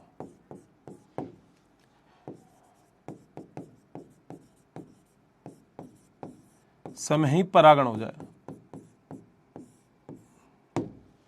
ठीक है। जैसे गेहूं और मक्का, इसका एग्जाम्पल इंपॉर्टेंट है।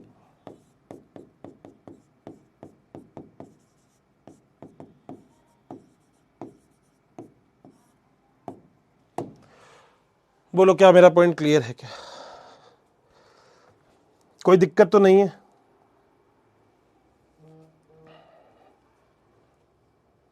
100% पॉइंट बिल्कुल क्लियर है।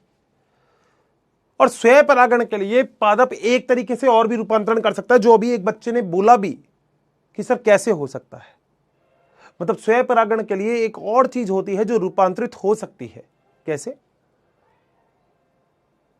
कि जो नर वाला भाग है वो थोड़ा सा ऊपर हो। बताता हूं क्या बोलना चाहता हूं, तो मैं शायद डायग्राम से अच्छे से समझा सकता हूं, है ना। पुंकेसर, पुंकेसर का मतलब जान गए ना, मेल। व स्त्री केसर, स्त्री केसर का मतलब फीमेल की स्थिति।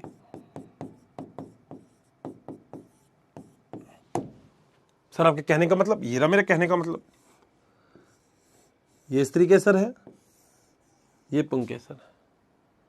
हो सकता है अगर ये नीचे हो, यहां से सुनना, तो हो सकता है यहां से यहां ये जा ही नहीं पाए, माइट भी इतनी तेज हवा ही नहीं चल रही, मगर यहां से यहां तो ये आसानी से जा सकता है। तो नर और मादा की स्थिति बड़ी इंपॉर्टेंट हो जाती है बेटा। मतलब ऐसा मानो, तुम्हारी पड़ोसी से शादी तभी तो होगी, अगर तुम पसंद करते तो अपनी पड़ोसन को, तो शादी तभी तो होगी जब तुमने उसे कभी देखा हो। समझ रहे हो? और भाई साहब, तुम रहते हो 12वीं फ्लोर पे, नीचे उतर के नहीं आते, पड़ोसन रहती है ग्राउंड फ्लोर पे, हमेशा बाहर घूमती रहती है, तो कैसे ही होगा प्यार? प्यार के लिए आंखों से आंखें मिलना जरूरी है, तभी तो होगा प्यार, है ना। प्यार अंधा होता है, मगर इतना अंधा थोड़ी होता है कि उसने देखा नहीं मेरे बाबू तो नहीं बनोगे, ऐसा नहीं होता। स्थिति बड़ी इंपॉर्टेंट है। लड़का ऊपर वाली फ्लोर पे है, लड़की वो सामने वाली फ्लोर पे है, आए बाबू, प्यार हुआ, शादी हो गई। लड़का वहां बैठा है नीचे, 50 फ्लोर नीचे, लड़की बैठी है बुर्ज खलीफा में टॉप फ्लोर पे, उसका रास्ता अलग आने का, इसका अलग घर आने का, कैसे मुलाकात होगी? ये पिक्चरों में चलता है, पिक्चरों में होता है भाई साहब। मतलब कुछ भी हो सकता है पिक्चर में, तो पिक्चर तुम देखते होंगे, पिक्चर में तो तुम भी सोचते हो ऐसा कैसे हो रहा है, तो वो पिक्चरों में होता है। रियल लाइफ में नहीं होता बेटा। बताओ डन है? बता दो। तुम्हारे कमेंट बॉक्स ऑन कर दिए हैं, कुछ भी मन में विचार व्यक्त होते हैं मगर काम के विचार बेटा, काम के ही होने चाहिए, ध्यान रखना, फालतू के विचार नहीं।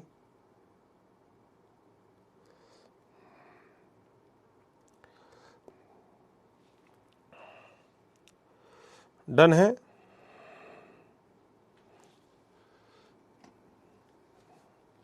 डाउट तो शायद बेटा मैं छोड़ता नहीं हूं, अब तुमको अभी भी डाउट लगेंगे तो वो तो कैसे ही पूरे होंगे, मगर मेरे ख्याल से तो मैं डाउट देखो छोड़ता नहीं, कोशिश तो यही रहती है कि डाउट नहीं छोड़ूं एक भी।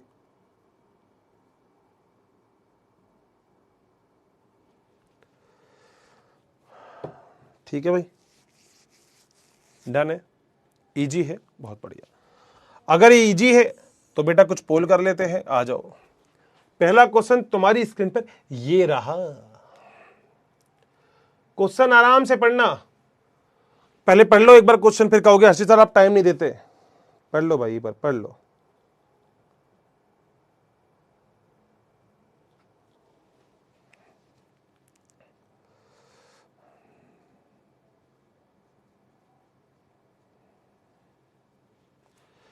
लो भैया आंसर बताओ, परागकोश की किस कोशिका में एंडोमाइटोसिस, एंडोमाइटोसिस जानते हो, अंतः समसूत्री विभाजन, माइटोसिस का मतलब होता है समसूत्री विभाजन, एंडो का मतलब अंदर ही अंदर होता रहता है, समसूत्री। देख लो ना हिंदी के क्वेश्चन में भी देखो इंग्लिश कितनी लिखी आती है, तभी तो मैंने तुमको माइटोसिस बता रखा है।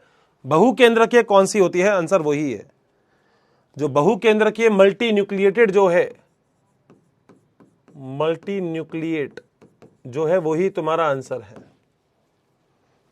हाँ बिल्कुल सही है, स्वाति का सही है, गुंजन का सही है, जूही का सही है, अनुराग, रवि, जाने, प्रतीक, प्रियांशु, प्रियांशु क्या बात है प्रियांशु, अर्जरा, क्यू, अंशिका, ऋतु, रोली, कुमकुम, सलमान, मोहसिन, दिनेश, कूटबाय, कूटबाय भी है हमारे पास, बहुत बढ़िया, सर्वेज, कुम, ये तुम शॉर्ट नाम लिखते हो कुम, दीपिका, आनंद, आरजू, मुस्कान, डॉक्टर रोहित, त्रिशिका, सबके सही आंसर है। डी ऑप्शन पे मैं भी टिक मार देता हूं, तुमसे अलग थोड़ी ना जाऊंगा मैं। वाओ सर 85% लोगों का सही आंसर है, बहुत बढ़िया। आगे चलते हैं, अगला क्वेश्चन देखेंगे। सर अगला क्वेश्चन बताओ जरा क्या है, पढ़ लो बेटा। युग्मक कितनी कोशिका भित्ति से गिरे होते हैं? मादा युग्मक पूछा है, मादा युग्मक, ध्यान से क्वेश्चन को पढ़ो। कितनी कोशिका भित्ति होगी, कोशिका भित्ति कितनी होगी, कितनी कोशिका थी उसमें उतनी कोशिका भित्ति होगी। बताओ मेरे बेटा आंसर। रटना मत भाई, अब रटोगे तो तुम रटते ही रहोगे, मैं तो उसमें कुछ नहीं कर सकता, है ना, और समझोगे तो इससे अच्छा तो समझ में आएगा नहीं।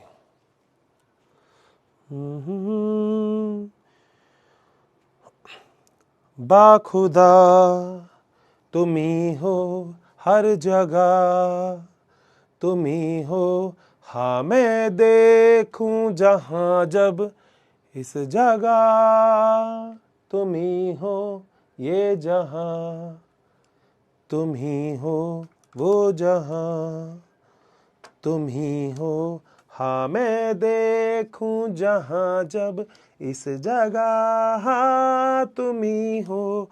इसका आंसर मेरे हिसाब से तो 7 ही आना चाहिए, नॉर्मल तो 3 और 3 6 और एक पूरे बीच वाली बड़ी हो गई तो 7 होनी चाहिए, मेरे हिसाब से तो 7 आंसर आना चाहिए। आई थिंक आंसर सी होना चाहिए, बहुत बढ़िया, आंसर सी पे लॉक कर दो। 60% भारतीय हमारे साथ है। ओके, अगला क्वेश्चन तुम्हारे सामने ये रहा, परागकण मुख्य रूप से किससे बना होता है, बताओ मेरे भाई, बता दो। मैं बैकग्राउंड म्यूजिक दे रहा हूं, ठीक है, बैकग्राउंड म्यूजिक है ना, आवाज बेकार हो तो म्यूट कर देना। इसी गाने को सुना रहा हूं। कैसे बताएं तुम्हें शब में तुम्हारे ख्वाब हंसी जो आते हैं, कैसे बताएं तुम्हें नब्ज़ वो सारे कितना मुझे हम जाते हैं, इल्तिहा तुम ही हो, इंतजा तुम ही हो, हाँ मैं देखूं जहां जब इस जगह, हाँ तुम ही हो मुझ में, हाँ यही है। 83% बालकों का बिल्कुल सही है, बहुत बढ़िया, अति उत्तम बेटा, उत्तम पे उत्तम। ये क्वेश्चन करो, ये क्वेश्चन पहले पढ़ लो एक बार, फिर चालू कर दो।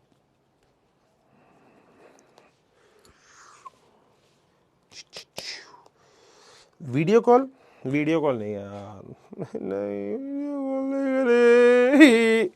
वीडियो कॉल क्यों करने तुझसे मैं क्यों करूं वीडियो कॉल? कैसे बताएं तुम्हें लफ्ज वो सारे, अंड समुच्चय के भ्रूणकोश के, इंग्लिश ही पढ़ लेना, कितने तो भ्रूणकोश के कितने होते हैं?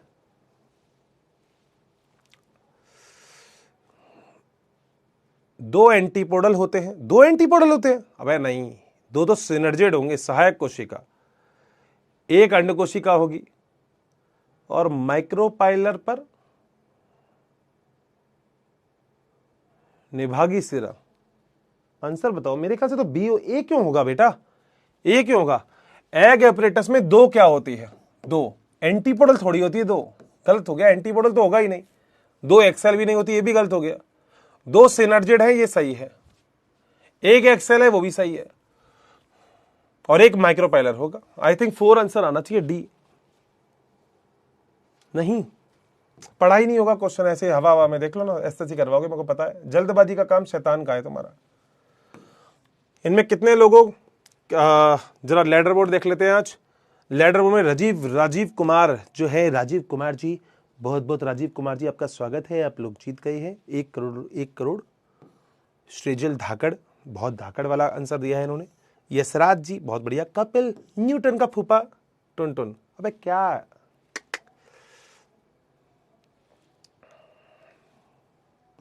है न्यूटन का फूफा टुनटुन?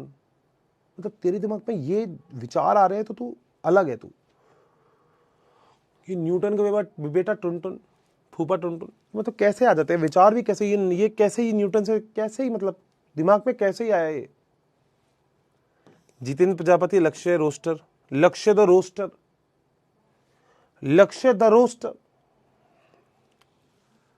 पता ही क्या यार, मैं क्या ही तो बोलूं। अब ये देखो हटेगा ही नहीं, पता नहीं क्या है, लेटर बोर्ड में दिक्कत है क्या कुछ यार? अभी हटेगा ही नहीं, ये हटे ही नहीं रहे, हटेगा ही नहीं, छोड़ो। तुम ये कहां से सीख के आते हो, तो बताओ तो मुझे, ये सीख के कहां से आते तुम? न्यूटन का फूफा, न्यूटन का ये क्या, ये कहां से? 2 क्वेश्चन और है, घर के लिए दे दूंगा, ये हटेगा ही नहीं यार। अब ये दिक्कत है इसमें, पता है, हटता ही नहीं है। चलो खैर, एनीवेज बहुत ही बढ़िया। जिसका वीडियो कॉल, बेटा वीडियो नहीं बनता ना, इसका कोई दिक्कत नहीं है। तुम्हारे पास मैसेज नहीं आता, पोल नहीं आ रहा, तो यहाँ मैसेज लिख दो। ये नहीं आ रहा, वहीं चिल्ला के बोल दो ए आंसर है मेरा, बस हो गया तेरा आंसर। ऐसे क्या टेंशन लेता है तू?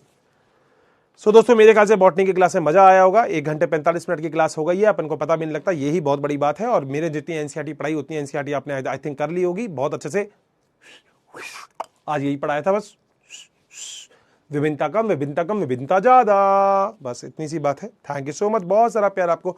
Bye bye, take care, love you all. बहुत बढ़िया, मस्त रहो, पढ़ते रहो, शानदार रहो, और बस मस्ती करो, मस्ती करते रहो, पढ़ते रहो, ला ला ला ला करो मस्ती। Bye bye.